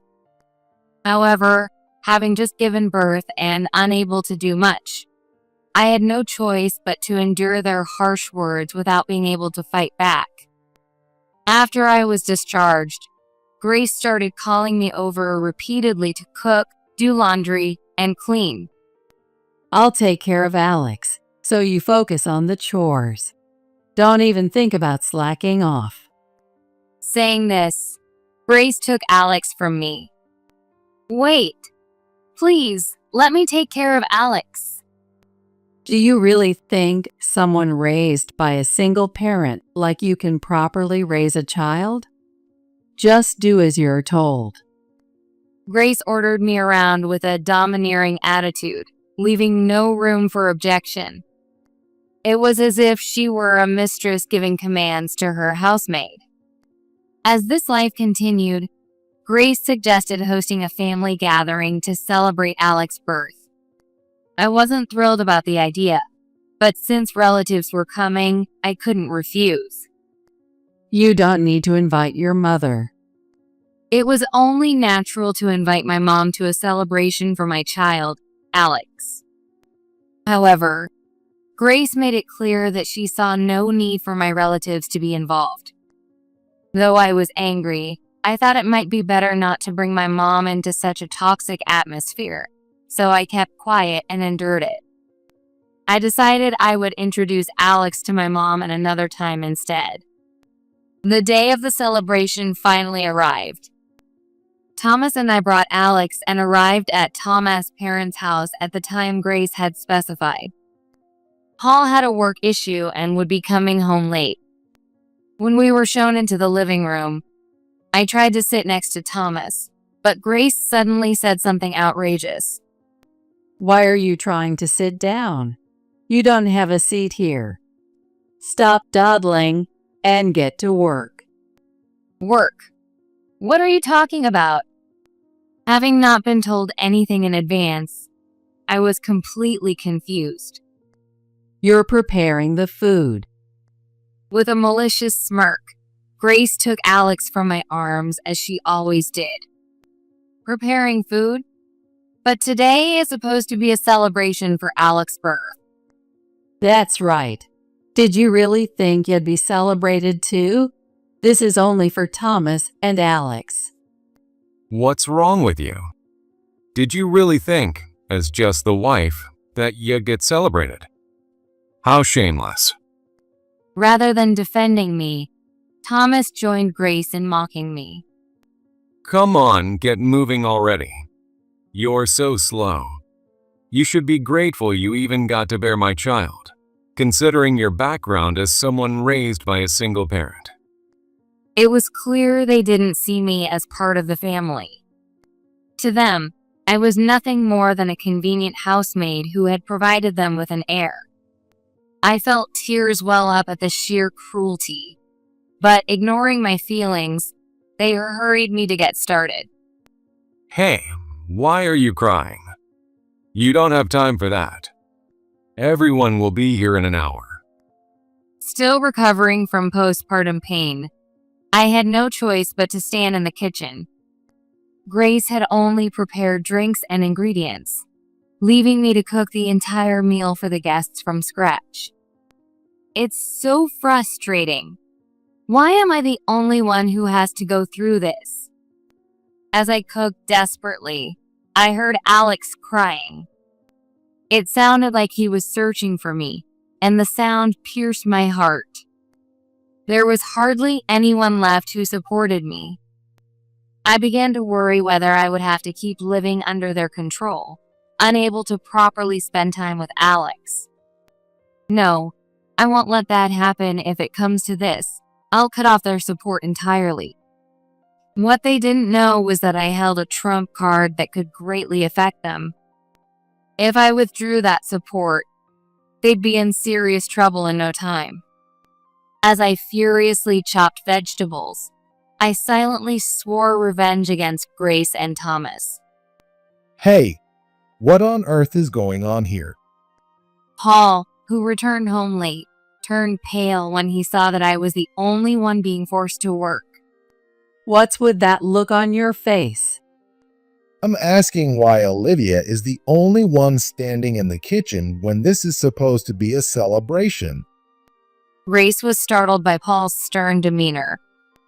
It was likely because Paul was usually very gentle and almost never raised his voice. What's the big deal, Dad?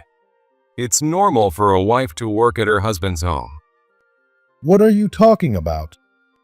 Paul didn't look so much surprised by Thomas and Grace's outrageous behavior as he did genuinely anxious about something. While the gathered relatives murmured, I walked up to Paul with determination and said firmly, "I'm sorry, but I'm cutting off all support." Out of everyone present, Paul was likely the only one who understood the full meaning of my words. What are you talking about? What support? What power do you think you have? Stop joking around. The two of them, accustomed to looking down on me, didn't take anything I said seriously. But Paul's face turned even paler. Please, Olivia, let's talk. No, I've had enough of being exploited by these people. I firmly told Paul my decision, then picked up Alex, who had been lying in the living room, and left the house. Wait, where do you think you're going? Olivia, don't you dare do this. Behind me, I could hear Grace hysterically shouting and Thomas' confused voice, but I didn't look back even once. I immediately hailed a taxi and gave the driver my home address. Once I got home, I quickly packed my and Alex's belongings into a large duffel bag before Thomas could return. I filled out the divorce papers I had prepared earlier, leaving them on the living room table. Those divorce papers were something I had obtained in frustration after a previous fight about Thomas and Grace, keeping them as a sort of safeguard. I no longer had any reason to stay in that house. Carrying my belongings and carefully placing Alex into his baby carrier, I got back into the taxi waiting outside and headed to my mom's house. On the way, I called my mom and briefly explained the situation. Despite her busy schedule, she was waiting outside the house with a worried expression when I arrived. You've done so well to endure this for so long. Welcome home. I'm sorry, Mom, for making you worry. My mom's words brought tears to my eyes. At last, I had returned to a place where I could feel safe. Not long after, I started receiving numerous calls from Thomas and Grace. Given how much they had looked down on me, they were probably boiling with anger. It was obvious that if I answered, it'd only be scolded condescendingly. You don't need to answer those calls. Just block their numbers. My mom, who was playing with Alex, said that with a mischievous smile. I realized she was right, so I blocked Thomas and Grace's numbers, as she suggested. They would surely be furious when they realized they were blocked, but I no longer cared. I wasn't the same person who had been treated like a maid and forced to cater to their whims. Since leaving them, I felt a surge of courage I'd never experienced before. Having my mom, my greatest ally, by my side was a big reason for that. A few days later, Paul showed up at my house with a group of high-ranking bank executives. As expected, leave this to me. As the suited men, led by Paul, stood at the front door, my mom stepped out to meet them. Immediately, they began pleading with her. Could you please reconsider? Reconsider? That's out of the question. Normally, I don't bring personal matters into business, but this time is different. It seems my lack of oversight caused Olivia great distress, and I deeply apologize for that. But my mom, her expression icy, firmly refused. The decision to terminate our relationship has already been made. Please, no. The bank executives looked utterly hopeless. And for good reason. What they didn't know was that my mom was the CEO of one of the region's largest companies and Paul's bank's biggest client. When the branch Paul managed was on the verge of closure due to a significant loss of clients, my mom became a major client, effectively saving the branch. With my divorce from Thomas, Paul stood to lose the most. There was a reason Thomas and Grace didn't know this critical fact. I had asked both my mom and Paul to keep my mom's position a secret. I had chosen to find a job on my own rather than joining my mom's company because I hated the idea of people treating me differently because of her position. This stemmed from my past experiences as a student, where some classmates who learned about my mom tried to ingratiate themselves with me. You're a rich kid, right? If you've got money, treat us. I had seen plenty of people try to take advantage of me with such remarks. Tired of those shallow relationships, I decided to keep my mom's profession a secret and let people see me for who I truly was. My mom understood and supported my decision. While we had no choice but to inform Paul due to business matters, we deliberately kept Grace and Thomas in the dark about my mom's position, even when I got married. It's true that my family was wealthy, but my mom preferred a simple lifestyle, and our home was just an average size. Because of this, Thomas and Grace likely had no idea that my mom was a business owner until it was revealed to them. I never imagined that keeping this a secret would make things worse. Thomas and Grace, who once seemed kind, began to look down on me after I gave birth to Alex, as though I were no longer of any use.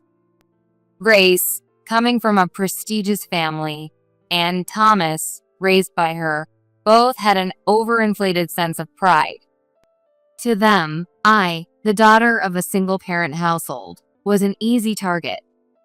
Since Alex's birth, I had been their punching bag, but neither of them could have guessed that I held the ultimate trump card, my mom. They hurt Olivia, and they will face the consequences. Once my mom learned about the harassment I endured from Thomas and Grace, she decided to switch her primary banking business to another institution and immediately contacted Paul's bank. This prompted the bank executives to rush over to meet her. Now that Olivia's ties to your family are severed, there's no reason for us to continue any dealings with your bank. Faced with my mom's unyielding attitude, a desperate Paul pulled out his phone and immediately summoned Thomas and Grace to come over. However, when they arrived, instead of apologizing, they started yelling at me the moment they saw my face. You kidnapped our heir. Give Alex back. And what's with those divorce papers? I won't allow it. They didn't seem to grasp the gravity of the situation and continued spouting nonsense. Enough already. You two have no idea, but angering her won't end well for you. Paul, furious with the two of them, began explaining my mom's true identity. However, Grace and Thomas just laughed off his words. A CEO? There's no way that's true. This plain old woman? That's gotta be a mistake. Their bad habit of judging people by appearances was glaringly evident. I couldn't help but think how similar the two were as mother and son, completely oblivious to the predicament their attitudes had caused. If only it were a joke. But you two have no idea what you've done. If this bank falters, it'll be entirely your fault. That's impossible. No way. At first, Grace refused to believe it, but as she saw Paul's extremely serious expression, her face gradually turned pale. Are we done here? Continuing this is a waste of time. No matter how much you apologize, the fact remains that you hurt Olivia. Wait. You two apologize properly. With a terrifying expression, Paul grabbed Grace and forcibly made her apologize to my mom. Excuse me? Aren't you apologizing to the wrong person? Even then, my mom maintained her cold demeanor. You're only apologizing because you've learned about my position, but the one you should truly apologize to is Olivia. Mom? I hadn't been able to talk to her before, thinking it would only worry her. But when I returned home looking defeated with Alex in my arms, my mom understood everything without me needing to say a word.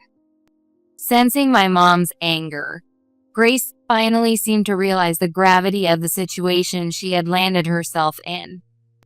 This is all a misunderstanding. I was just testing to see if you were suitable as my daughter-in-law. I never bullied you.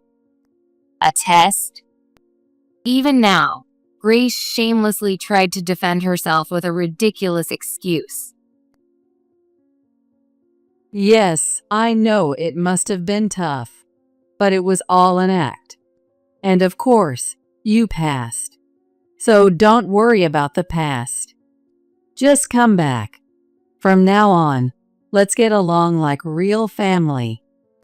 With a forced smile, Grace brazenly insisted on her story. Her blatant change of attitude left me speechless. But while Grace tried to smooth things over, Thomas said something even more outrageous. Ridiculous. Stop sucking up to some female CEO. It's pathetic. Thomas sneered at both Paul and Grace. He likely thought this situation didn't concern him directly. You really have no idea, do you? Paul said with a sigh of exasperation. Just then, a phone started ringing loudly. Who's calling on a day off? It seemed to be Tham's phone ringing, and muttering under his breath, he answered the call.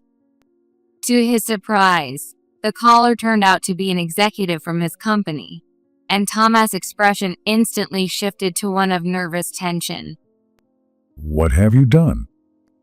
The furious voice on the other end was loud enough for us to hear.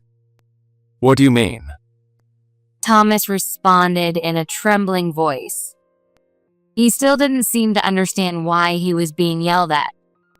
In reality, my mom's company was a major client of the company Thomas worked for. It seemed the executives were calling to confront Thomas about what offense he had committed, as his careless behavior had completely ruined a deal the sales department had spent 3 years securing. Don't come back to the office until you've gotten the CEO's forgiveness. No way. The call ended abruptly. Thomas was left stunned, unable to process what had just happened. Olivia, I was wrong. Please forgive me. He suddenly turned to me, apologizing frantically. It seemed he finally realized his position at the company was at risk. Gone was his smug attitude from moments ago. Now he was desperately apologizing to me and my mom. His dramatic shift was so absurd that I couldn't help but laugh. It's too late. No matter how many times you apologize, I can't forgive you. This conversation is over. Goodbye. With that, my mom and I shut the front door firmly in their stunned faces. Afterward, my mom agreed to continue doing business with Paul's branch on the condition that Thomas accept the divorce and grant me full custody of Alex. As for Thomas' disciplinary action, it was left to the company to decide, and he was given an ultimatum by his superiors.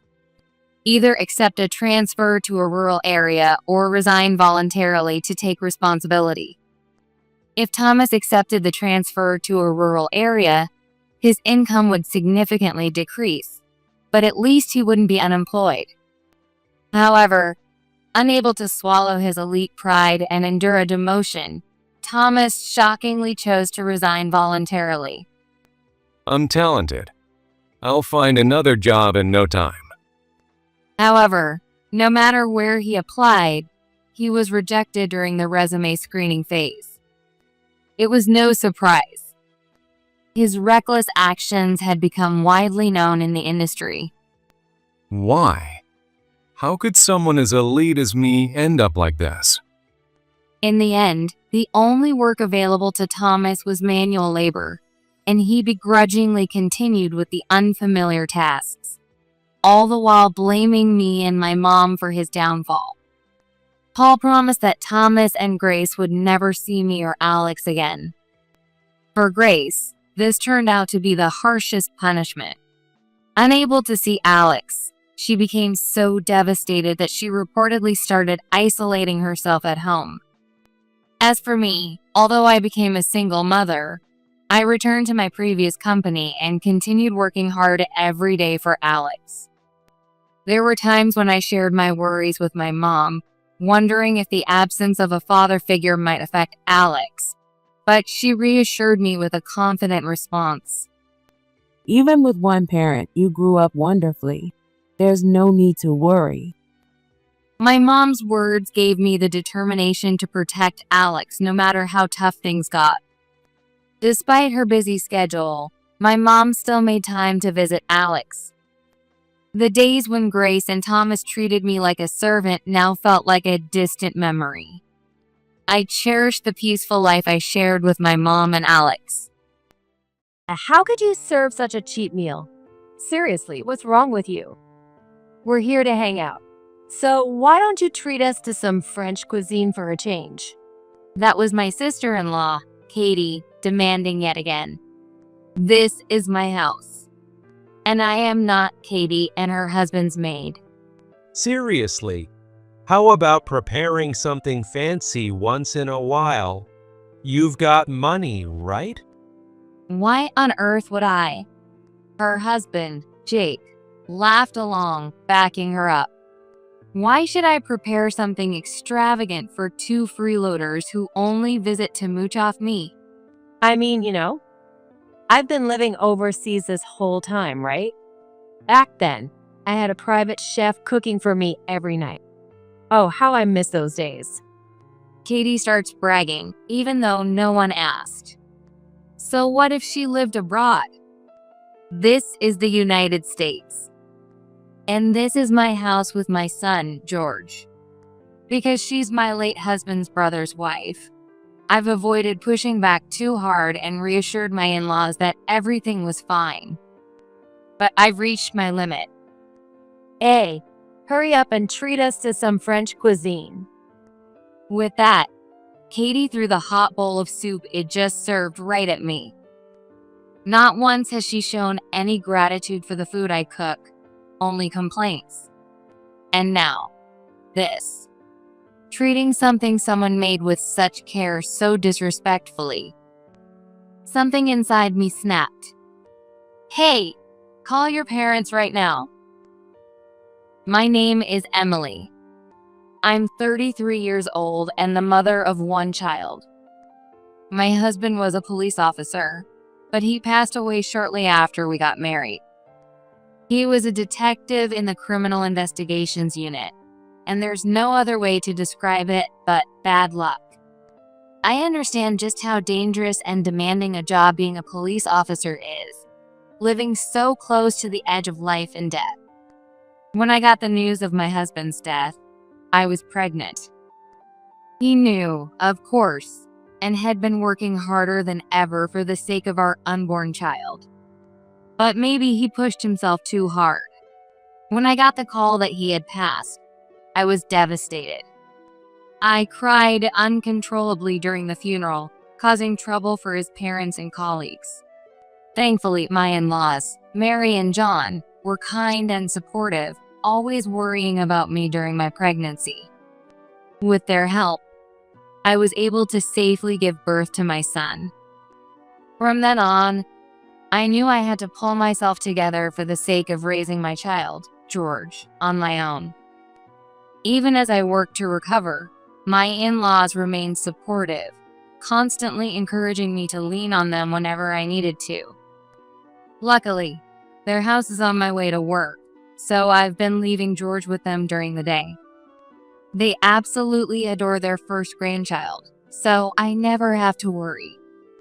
Even on late work days, they assure me it's fine to let George stay over for the night so I can rest. I can't express enough gratitude for everything they've done for me. Even though I've mostly recovered from losing my husband, it's thanks to my in-laws that I've truly found my footing again. It's been 5 years since my husband passed. Even now, George and I remain close with my in-laws. Through them, I learned that my late husband had an older brother named Thomas, who had been estranged for many years. Wait, Thomas? His older brother? From the sound of it, I guess you didn't know about him. No, I didn't. I was shocked because my late husband had never mentioned anything about his brother. Apparently, even though the two were brothers, they didn't get along at all. That's probably why my late husband never talked about Thomas, or so my in-laws said. But I couldn't help but wonder why they decided to bring it up now. As I listened, they explained that Thomas had always been a troublemaker, and they disowned him when he became an adult. For a while, he kept trying to come back home, claiming he had nowhere else to go. But one day, he stopped showing up entirely. Since then, they hadn't heard from him, but recently had been spotted around the neighborhood. Because George and I visit my in-laws frequently, they warned me to be careful. We haven't been in contact with Thomas at all, so we don't even know if he's aware of your existence, Emily. But before anything happens, we thought it'd be best to tell you about him. Thank you, John and Mary. I'll be extra careful. I nodded at their words and made sure to stay vigilant every time I went to and from their house. Given my job, I'm naturally good at staying alert to my surroundings. So whether I was heading to work, visiting my in-laws, or coming home, I always stayed on guard. Yet, despite all that, there was one man who managed to slip past my defenses. Finally found ya. Who are you? You must be heard about me from the folks, right? With a smirk, the man said he had a hard time tracking me down. This man, who suddenly showed up at my house one day, bore a faint resemblance to my late husband. But why? I'm sure I hadn't made any mistakes that could have led him to follow me. Wait, don't tell me you haven't been told? Are you, by any chance, Thomas, my husband's older brother? What do you know? You do get it. As I saw Thomas smirking, I realized I'd slipped up. Somehow, Thomas had avoided my radar entirely. But was he looking for me because my husband had passed away? A swirl of emotions churned inside me. What do you want? Just came to check out what kind of woman my brother married. The way Thomas licked his lips as he looked at me made my skin crawl. Checking me out, huh? Well then, how about offering a prayer for him? Why would I bother with that guy? I'm just here to check things out today. Looks like I've got something fun to look forward to. That day, Thomas left without doing anything else. But what did he mean by having something fun to look forward to? I couldn't shake the uneasy feeling his words left behind. And I regretted it. I should have told my in-laws that Thomas had come by that very same day. If I had, maybe we could come up with a better plan together. But it was already too late. From that day on, Thomas started showing up at my house frequently. It seemed had somehow learned about my husband's passing and used the fact that he wasn't around anymore as an excuse to visit repeatedly. Hey, sorry, but can you lend me about $500 again? Again, aren't you working, Thomas? What kind of job do you have that you're borrowing money all the time? That's none of your business. Just hand over the cash. I'm your husband's older brother, after all. Thomas claimed to have a job, but he never provided any details. Instead, he kept coming up with excuses to ask me for money. Whenever I tried to ask him for a reason, he would yell at me, demanding that I listen to him because he's my brother-in-law. If I refused to lend him money or ask questions like I did this time, he'd take his anger out on things in my house. Because of that, George had grown scared of Thomas. To protect George, I gave Thomas the amount he asked for. That way, he'd leave quietly. My gosh, what should I do? I can't let George be scared any longer. I should probably talk to my in-laws about this. I racked my brain, trying to figure out how to protect George and keep our peace. One weekend, Thomas showed up with Katie, a fiancée who was much younger than him.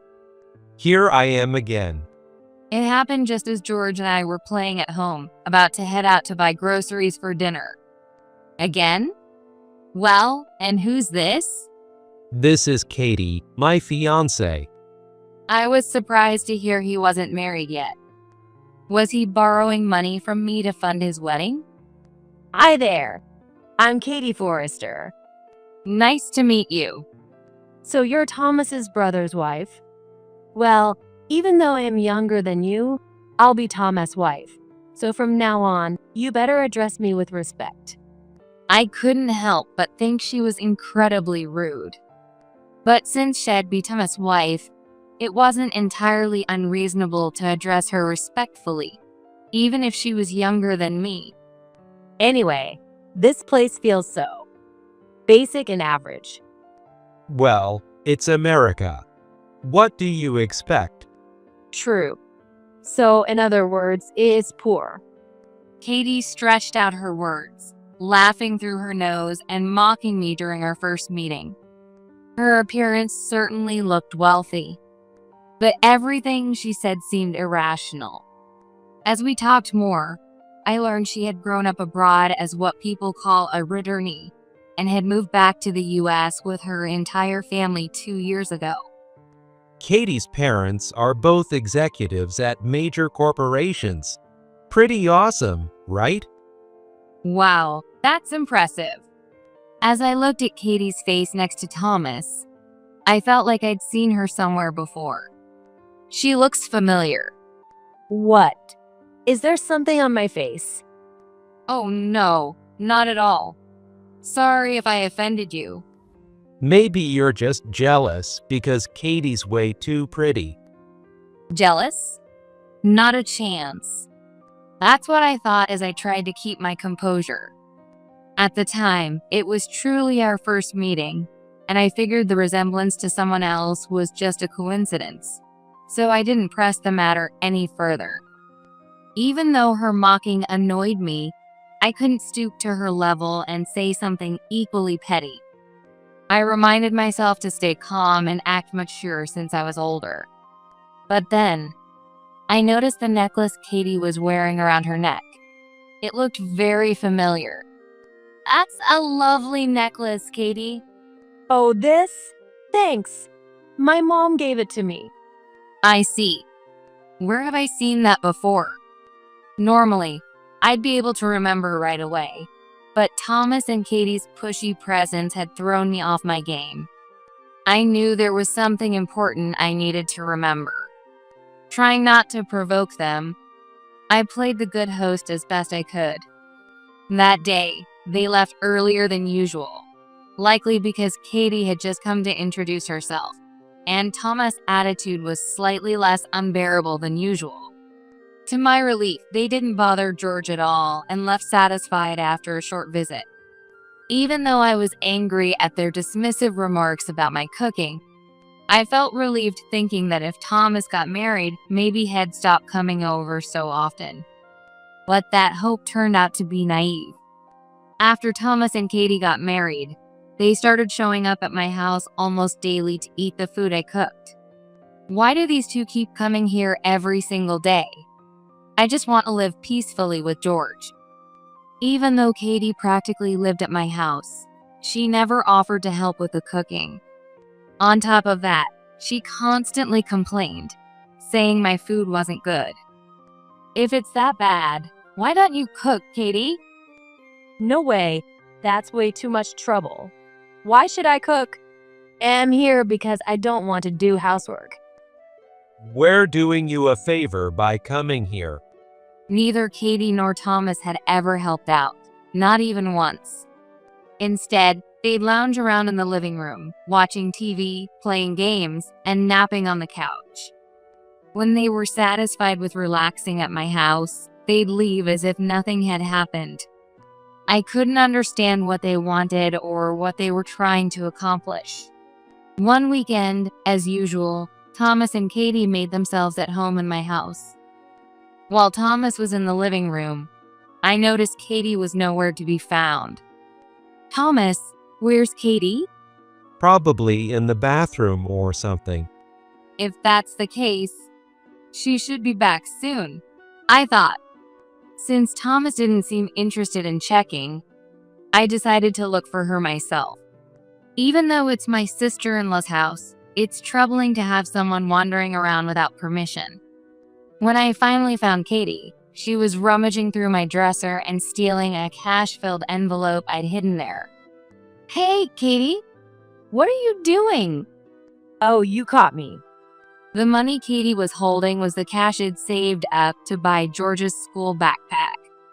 I glared at Katie, who had wandered through my house only to try stealing it. You don't have to glare at me like that. I was just thinking of borrowing it for a bit. Are you saying you were thinking of borrowing a little? Katie laughed it off, trying to brush the whole thing under the rug. If she really wanted to borrow money, she could have just asked, like Thomas always did. That day, I managed to stop her from taking the money, but she repeated the same behavior several times afterward. Every time, I scolded her. This behavior was getting out of hand. Stealing someone else's belongings is a crime, you know. So what? It's just a little, isn't it? Even a little is still wrong. This is why poor people are the worst. So stingy. Even though I was merely pointing out that stealing is wrong, she had the nerve to lash out at me. An annoying sister-in-law like you deserves this. Katie started scattering garbage, which was actual kitchen waste, around my house. This was crossing the line. It was incredibly inconsiderate to my neighbors. I immediately cleaned it up. But honestly, how childish could someone be? Even though there's a significant age gap between her and Thomas, Katie is an adult.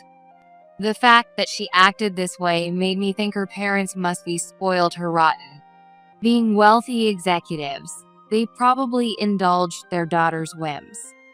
I couldn't help but wonder what kind of people her parents were. For now, I decided I'd make sure Katie apologized for the garbage incident. However, it seemed like she felt guilty about it, perhaps even embarrassed, because after that, both Thomas and Katie suddenly stopped coming to my house. I thought I'd finally be able to live in peace. For a while, the two of them really didn't show up, and I enjoyed peaceful days with George. We even made plans to visit my in-laws during the holiday season. But then, as the end of the year approached, they came by again. Hey there. Long time no see. You missed us, didn't you? Katie waltzed in, saying something absurd right off the bat, as if I'd missed them. I thought to myself, but didn't say it out loud. We're about to head to John and Mary's place. Would you and Thomas like to join us? No way. Yeah, not a chance. They'd just complain about everything if we went. Had they even visited since getting married? The two of them looked thoroughly annoyed, so I could imagine it must have been a very uncomfortable experience for them. Even though they hadn't come by in a while, Thomas and Katie immediately started lounging around my house as if they owned the place. You'd think it'd be more relaxing for them to stay at their own home instead of coming here. Katie always bragged about how amazing her parents were, so surely her house must be impressive too. Why do they keep coming to my house? That was something I couldn't help but wonder. As I was lost in thought, Thomas suddenly looked at me with a smirk and said, Maybe it's time I started living here. You must be lonely without a man around. Wow, Thomas, that's a great idea. We'll keep you company, so you should be grateful, Emily. Katie chimed in, writing on Thomas' words. There's no way I'd let something so terrifying happen. To be clear, that would be a huge inconvenience. If you're going to joke around like that, you can leave right now. Horrified by their suggestion, I firmly expressed how unwelcome they were. The idea of them staying here was unthinkable, and I had to stop it no matter what. I glared at Thomas and Katie. Katie responded with a sly grin. Hey, Thomas. Did you know she's been lying about being a government worker? What? What are you even talking about? Don't make things up. Katie's sudden accusation that I wasn't a government worker left me baffled. Why would she think that? Because I saw you walking around town alone during a weekday morning. Apparently, Katie had spotted me while I was out on a work-related errand. I had only ever told them that I worked as a public servant, but Katie seemed to think all government workers spend their days doing desk work at city offices. I don't know when you saw me, but I was working at the time.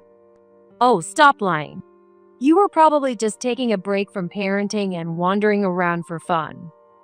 What's this, Emily? You got a guy on the side or something?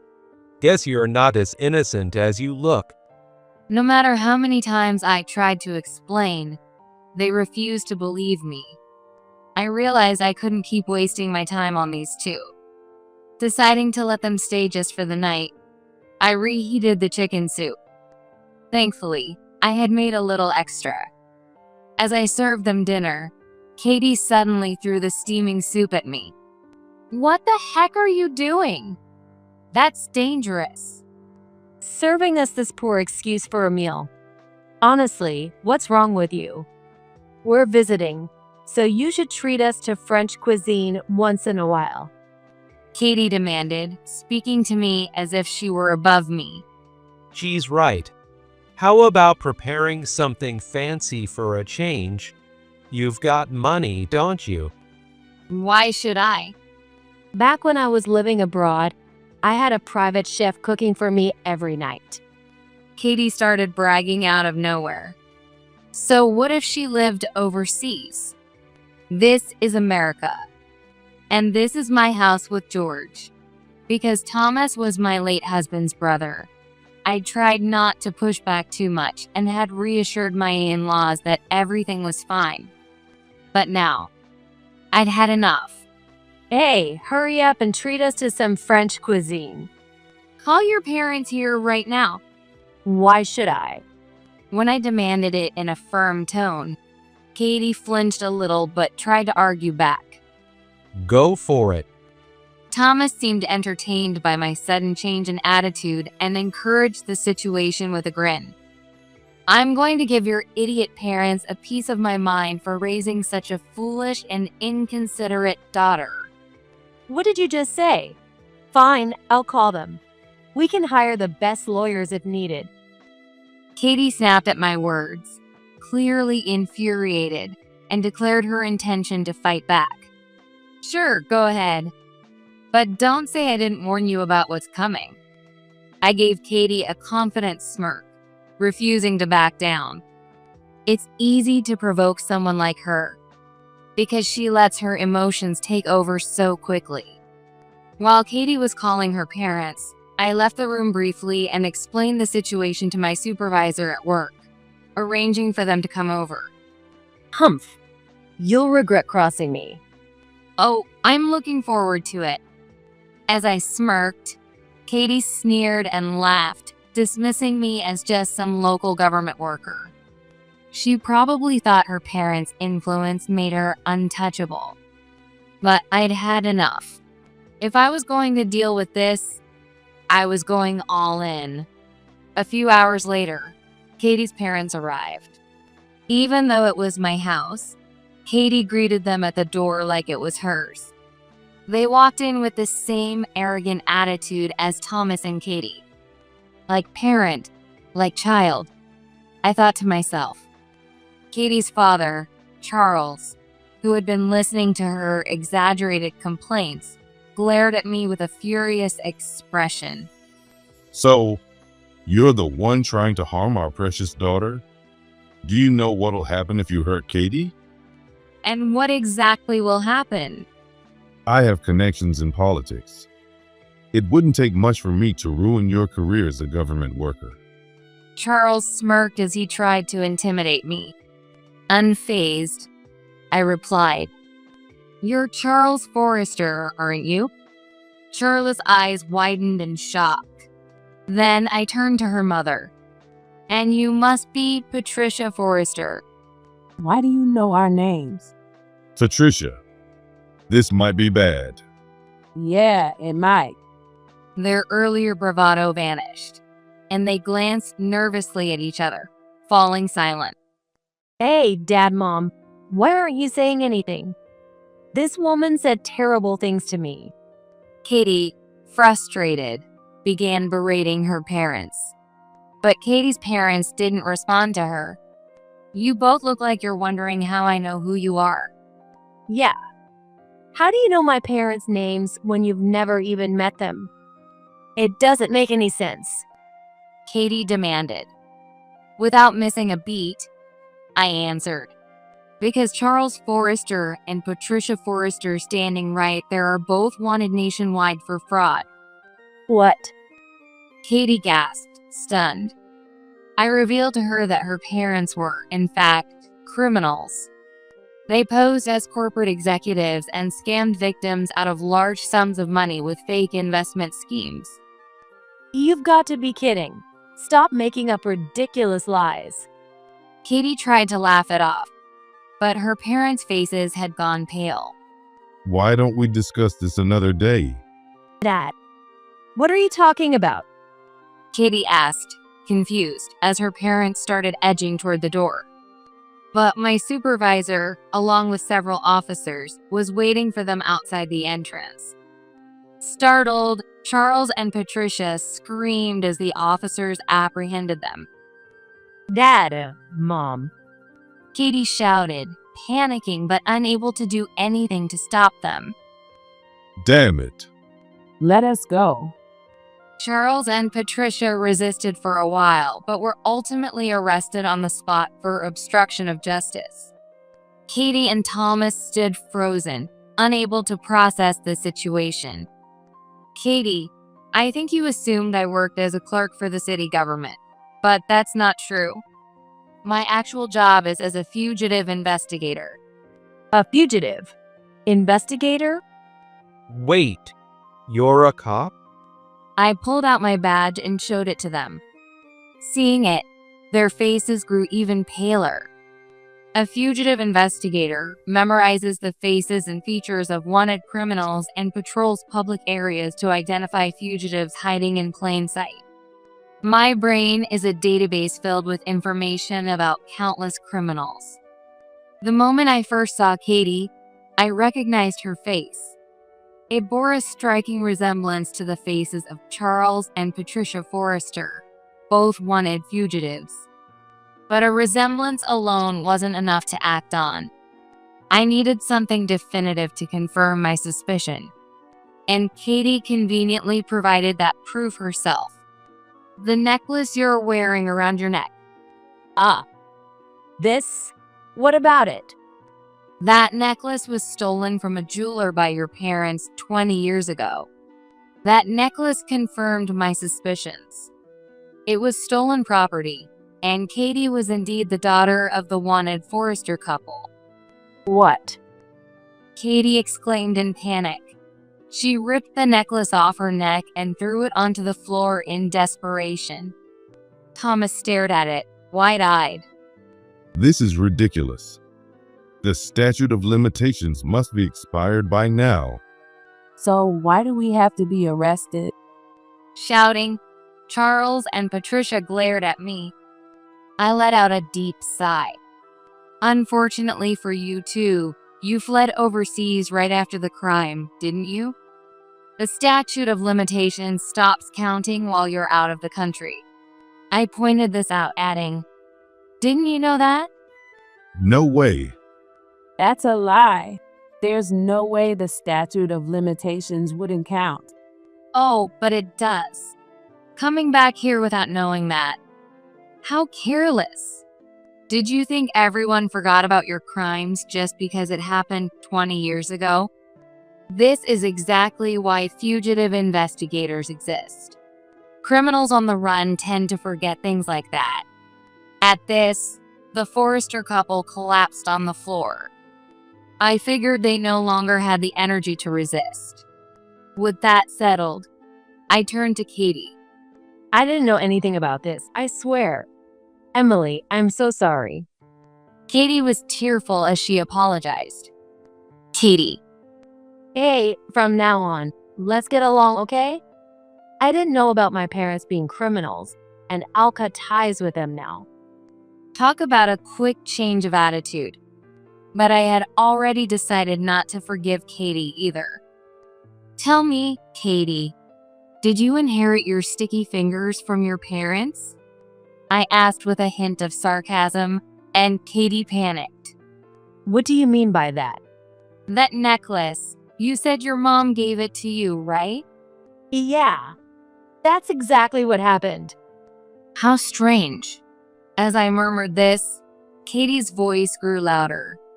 I suspected that the necklace Katie was wearing wasn't something her mother had given her, but something she had stolen from her mother without permission. That necklace is stolen property. I doubt any criminal would intentionally pass stolen goods down to their kid and have them flaunt it in public. So what if it is? You could be charged with theft. Oh, and let's not forget your other minor offenses. As I said this, Katie's face turned pale and she started trembling. After all, Katie, you tried to steal money from my house and scattered garbage in front of it, didn't you? That's because you wouldn't cooperate. Why would I cooperate when you never asked me properly?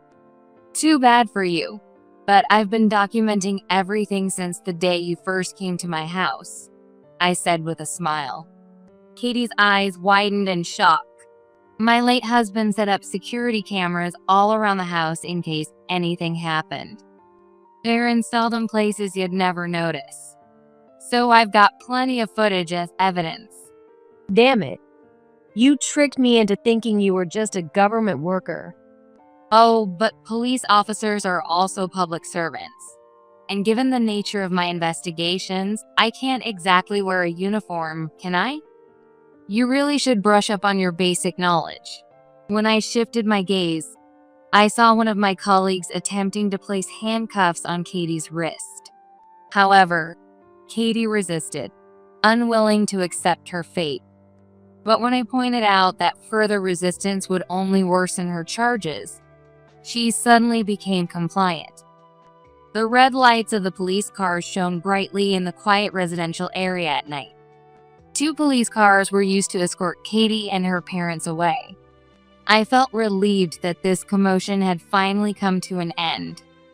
Suddenly, I heard laughter from the side. You know, if I'd known she was the daughter of criminals, I wouldn't have married her. Thomas, Katie is your wife, isn't she? How can you say something like that? Well, it's true, isn't it? Who in their right mind would marry such a spoiled brat? No one would. Thomas laughed even harder. It seemed he genuinely believed that Katie was the daughter of corporate executives and had only married her for her. Or rather, her parents' wealth. Emily, I've decided. I'm divorcing Katie. Why was he making this declaration to me? I couldn't understand.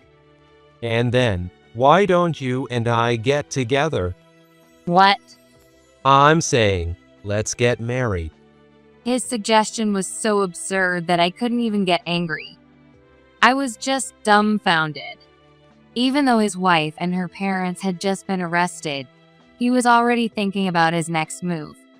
But why on earth would that involve marrying me? Your cooking is amazing.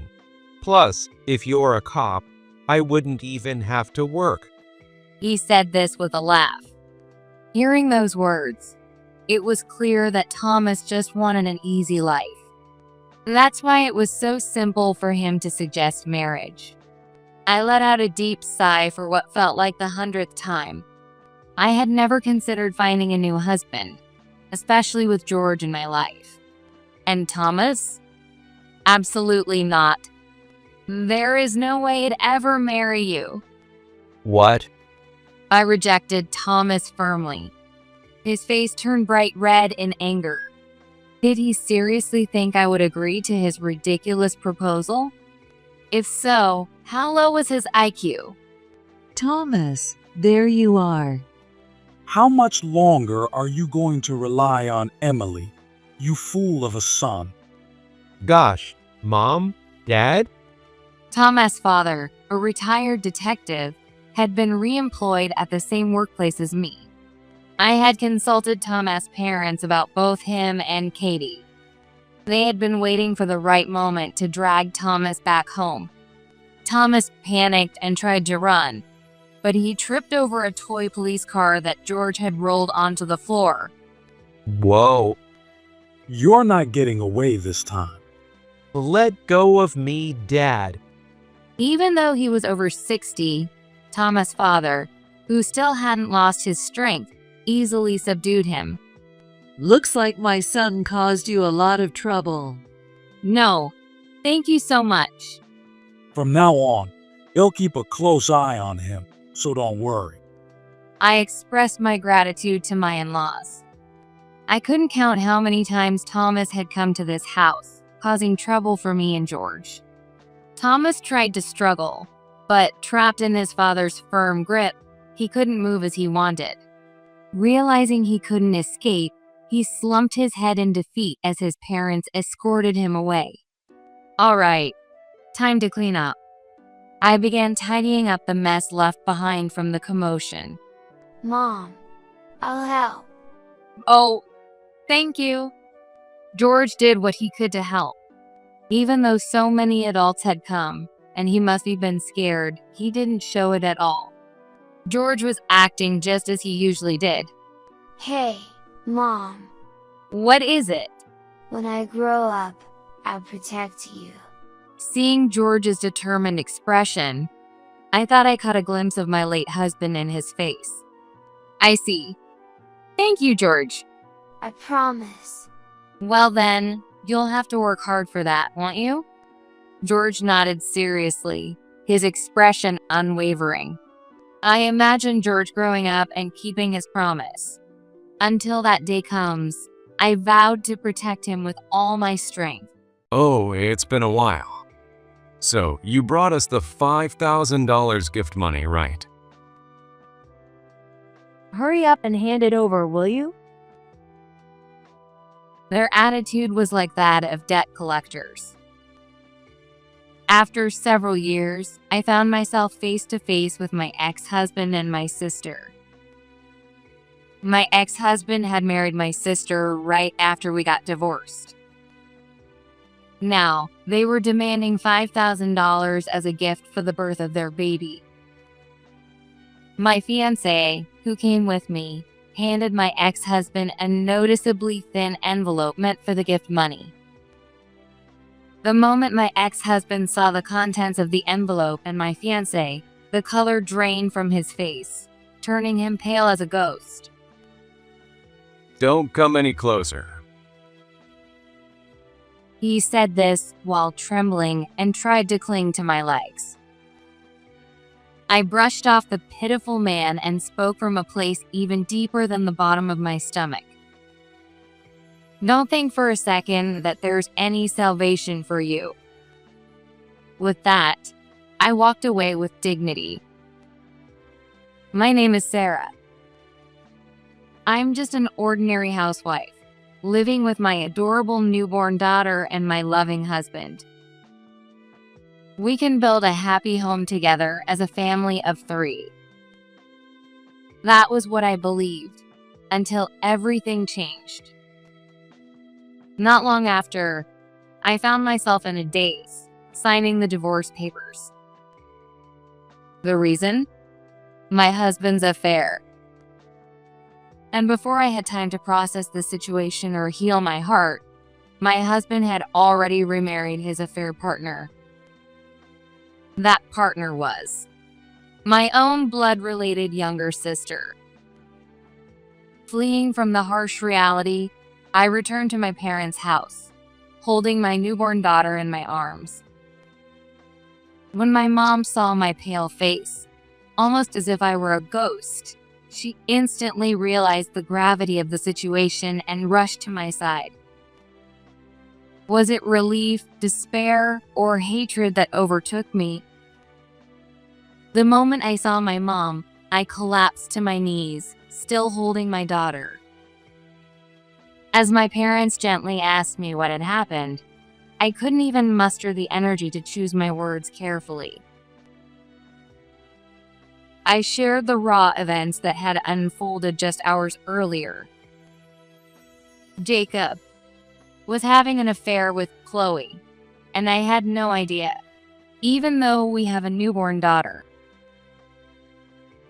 Every time I let the words spill out, it felt like my heart was being torn apart.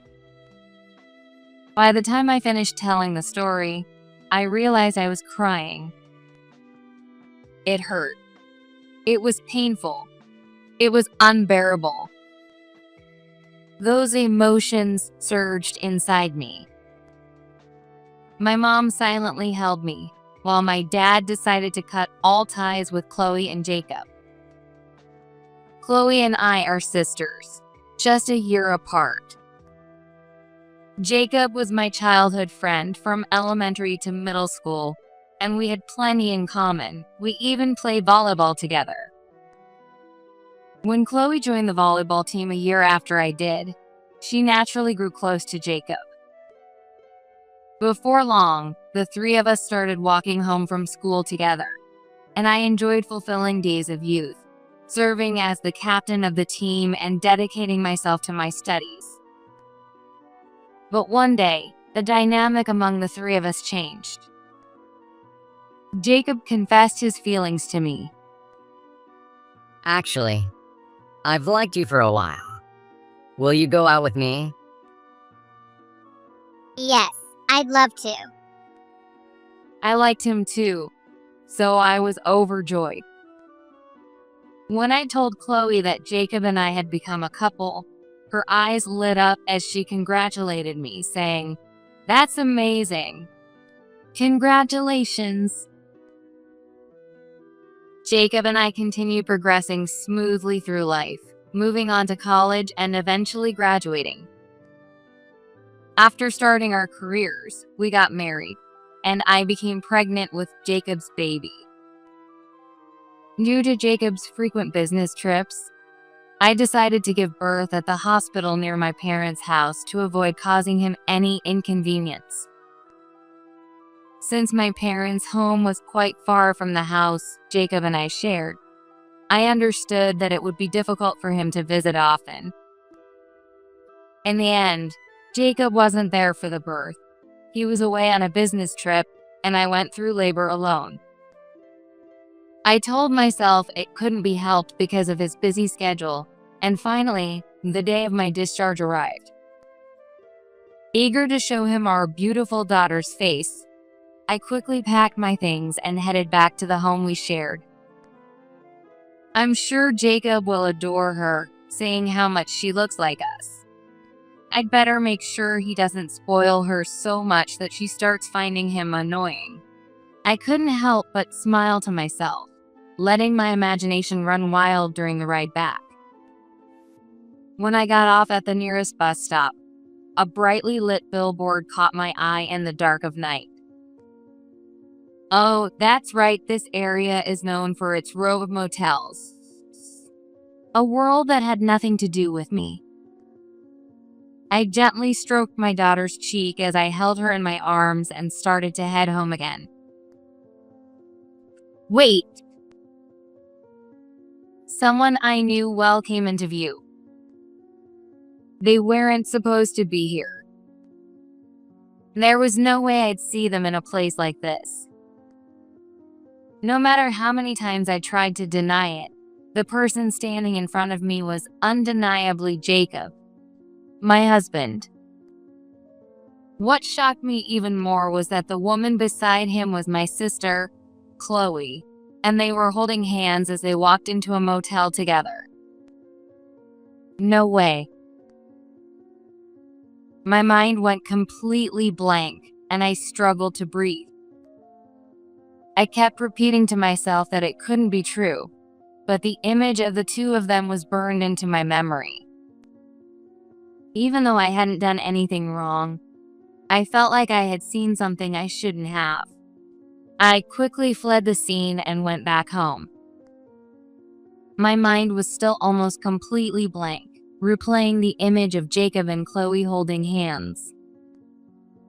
I questioned whether that area really was known for motels or if it was just a hallucination brought on by postpartum blues. But after considering all possibilities, I concluded, no, it was definitely Jacob and Chloe. Please, let Jacob be at home. In the end, I clung to that one faint hope. But the house was dark. Thankfully, my daughter was peacefully asleep in my arms.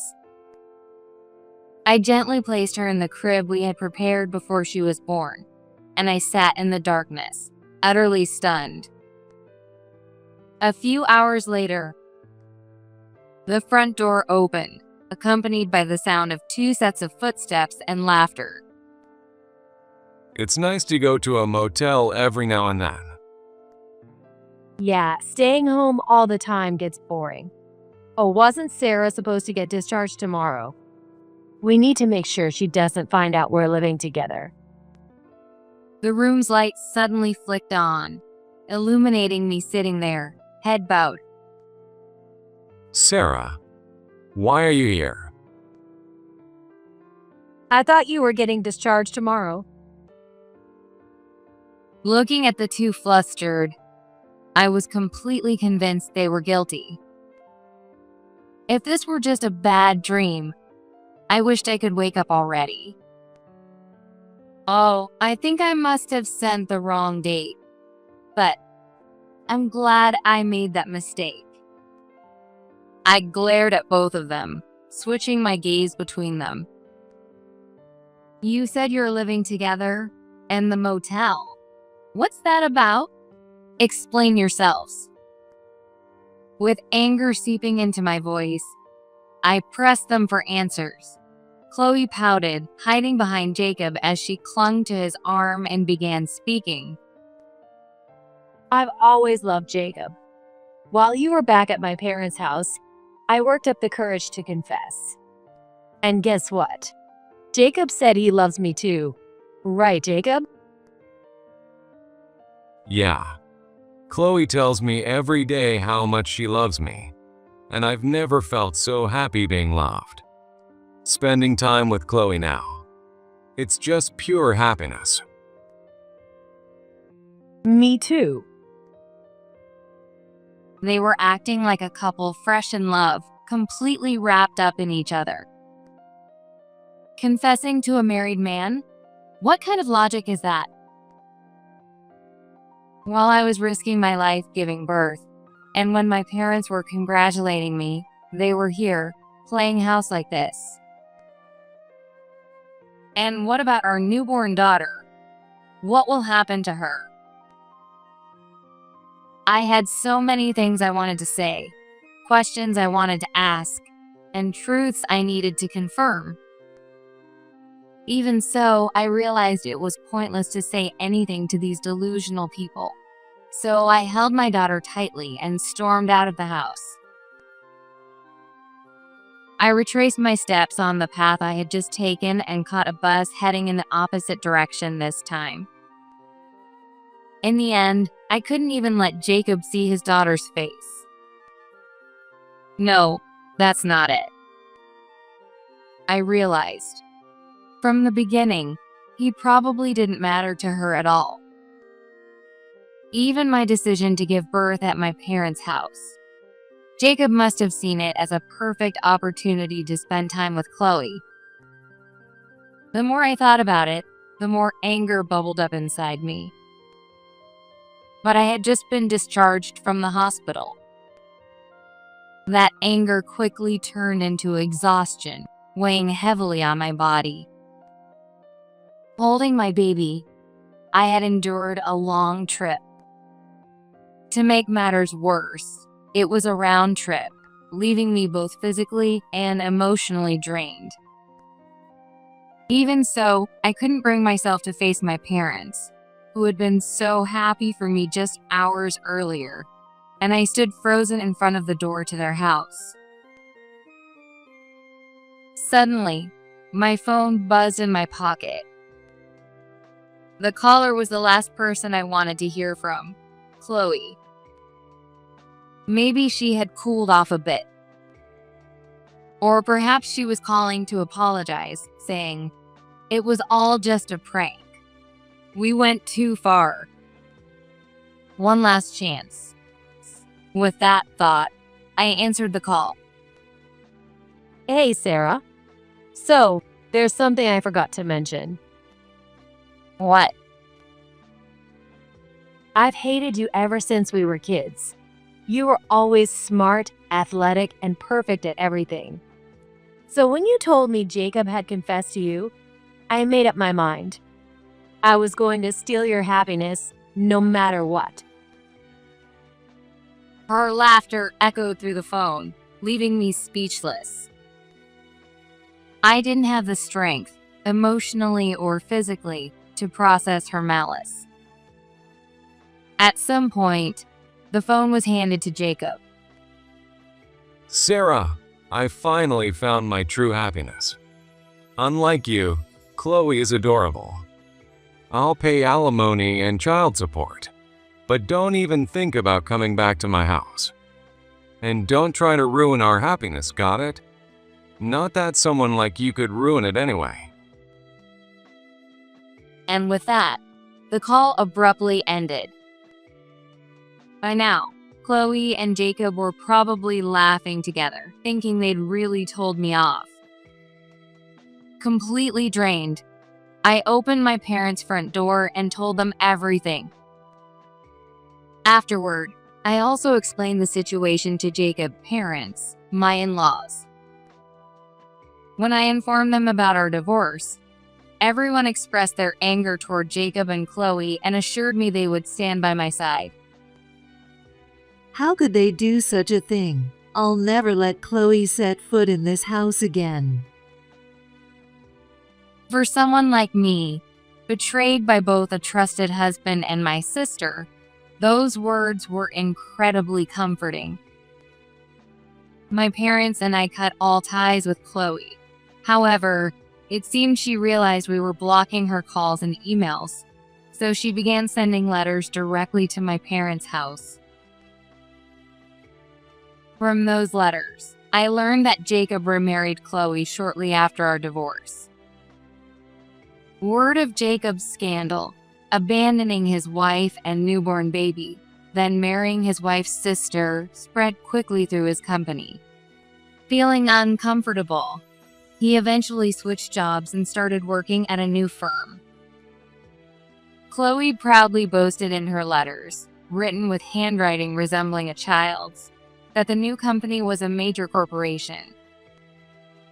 Of course, I never replied to those letters, but they kept arriving.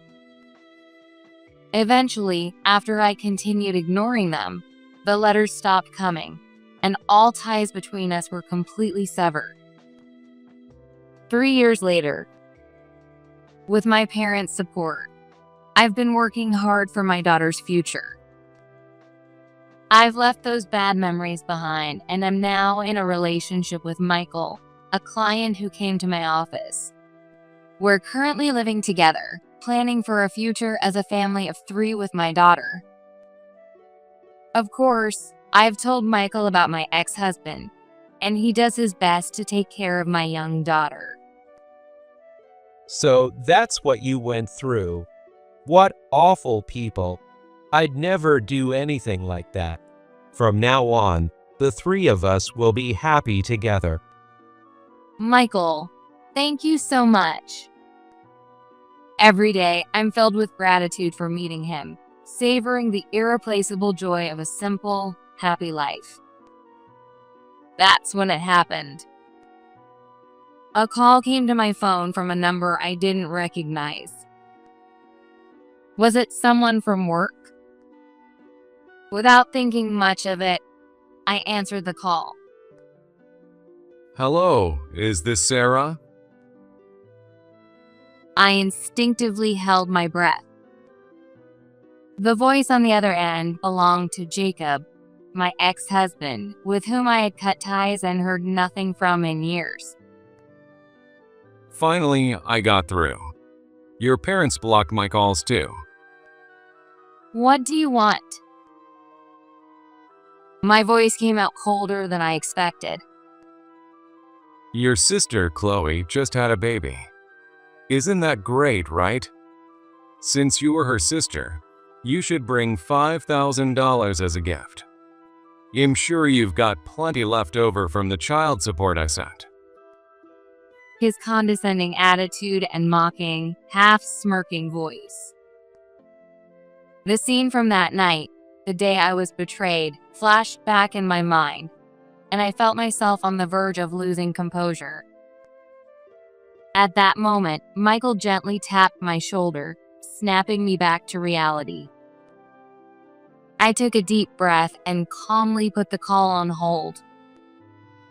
After explaining to Michael that it was Jacob and that he was demanding $5,000, Michael didn't flinch. Instead, he said, "Let's go meet him together."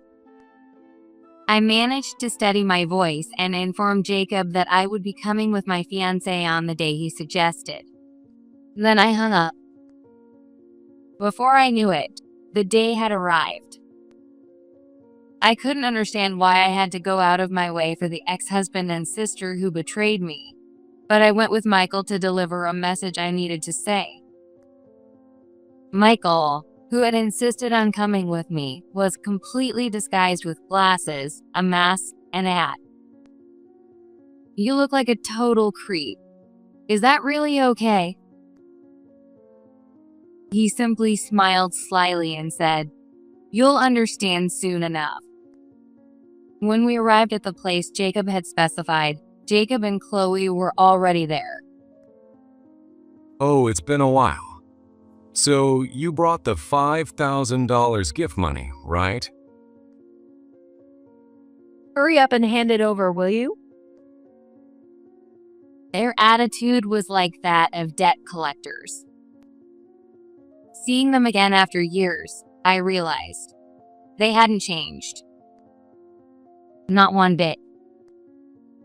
Then Michael, still dressed suspiciously, said, "I've got it ready. Here you go," and handed over an envelope meant for the gift money. So you're Sarah's fiancé, right? Not even a proper introduction? Whatever, doesn't matter. Jacob immediately opened the envelope, suspicious of its thinness. Is there really $5,000 in here? Just as Jacob was about to intimidate Michael over the suspiciously thin envelope for $5,000, something happened. Michael removed the glasses, mask, and hat he was wearing, revealing his face. Was it too little? In that instant, the color drained from Jacob's face, leaving him pale as a sheet. Something was clearly wrong.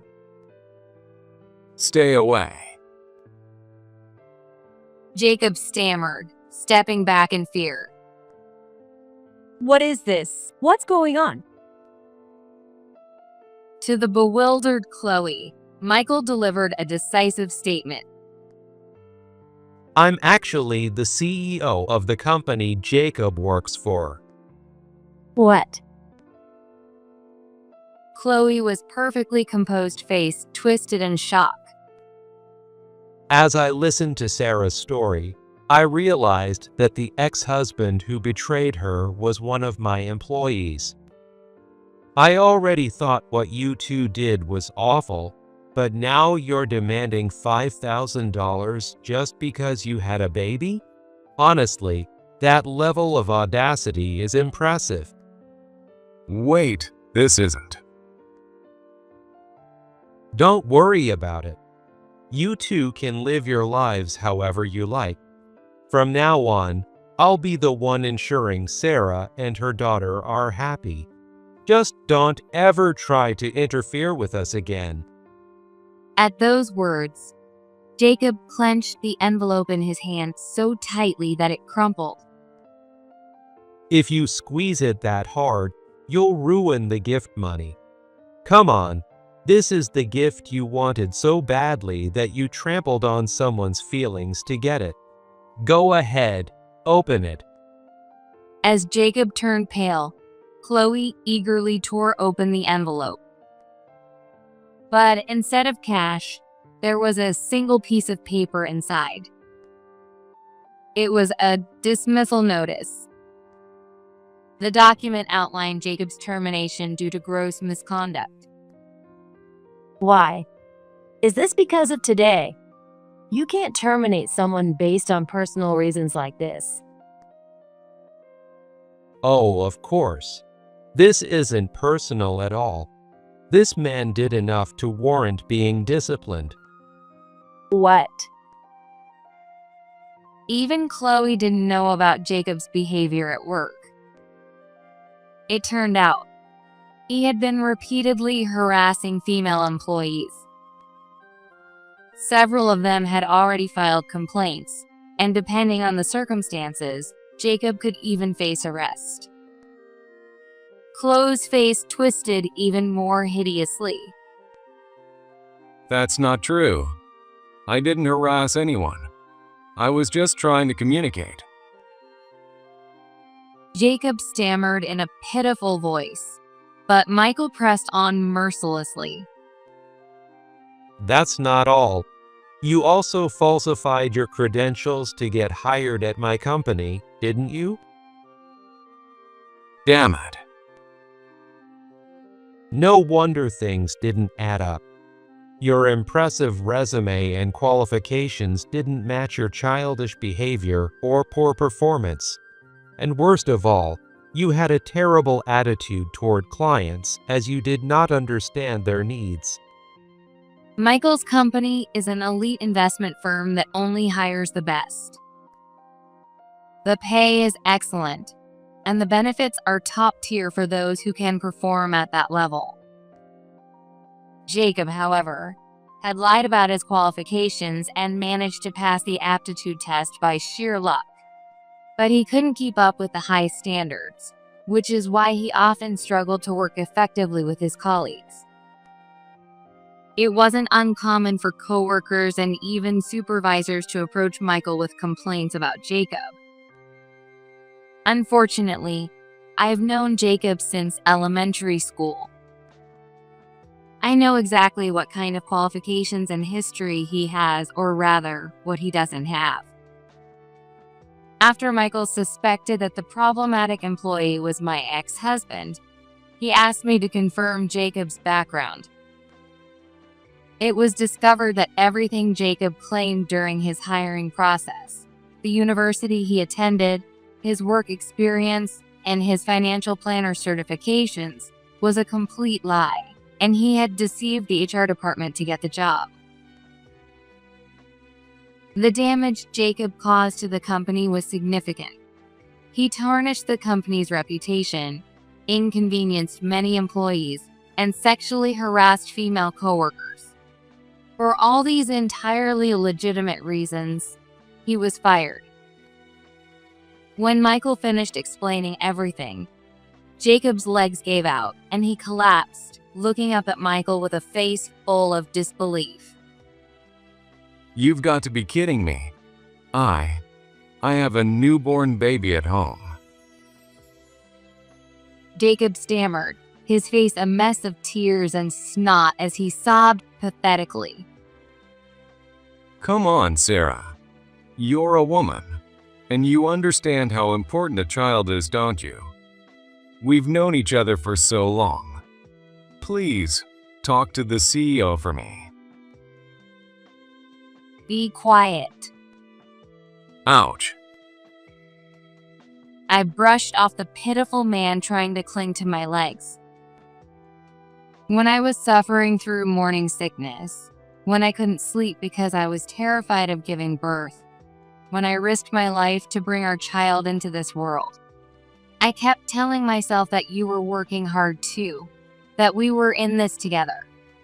But it was all a lie. You were cheating with Chloe the whole time. Because while I was struggling, you were smiling with a woman beside you, weren't you? Because you chose her over ever once smiling at your own beautiful daughter, didn't you? For someone like you, don't ever think there's any salvation. You abandoned your newborn baby, and now you're begging to be saved? Don't think for a second those words will get you anywhere. The voice that came out of me was deeper, from a place even further down than my stomach. Finally, I said it.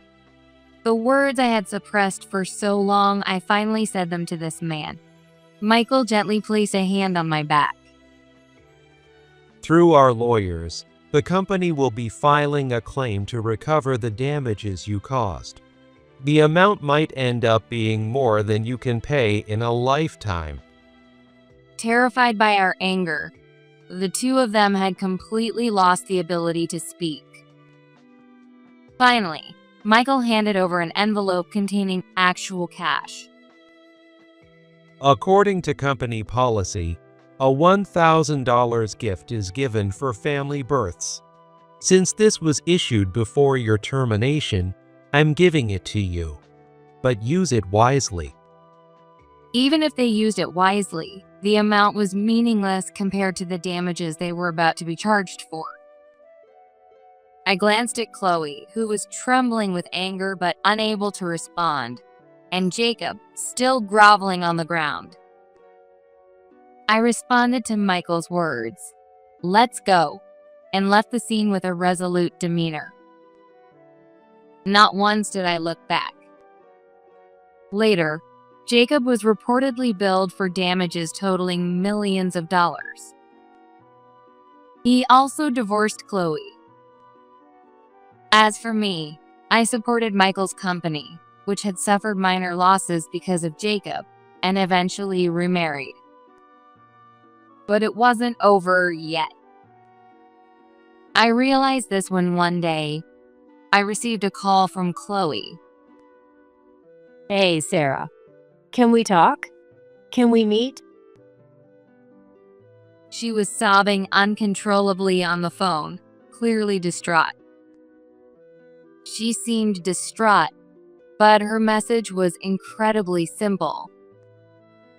She claimed, "Jacob deceived me too. I was also a victim."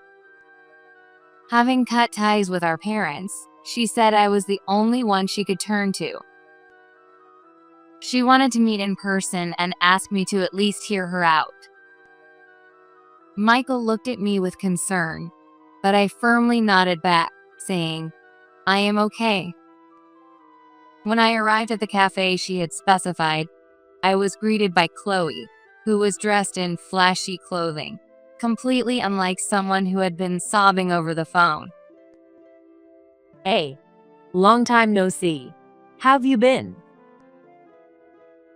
What's this about? Well, you wouldn't have agreed to meet me otherwise, right? She said with a light laugh.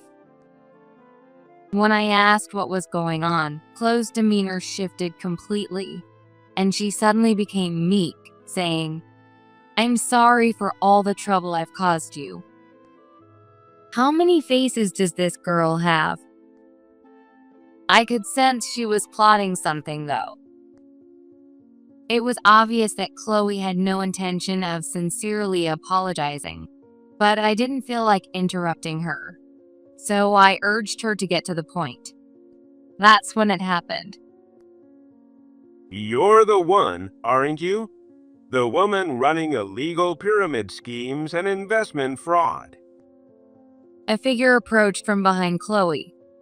It was the police, suddenly arriving to detain her. No way. What's happening all of a sudden? I didn't do anything. Let me go. We know all about you. Just come quietly, okay? Let's not make a scene. What's going on? The cafe staff have been telling us for a while about a flashy woman who's been running investment scams here. Today, they called us again, saying the same woman was back. She was probably about to pitch her scam to you.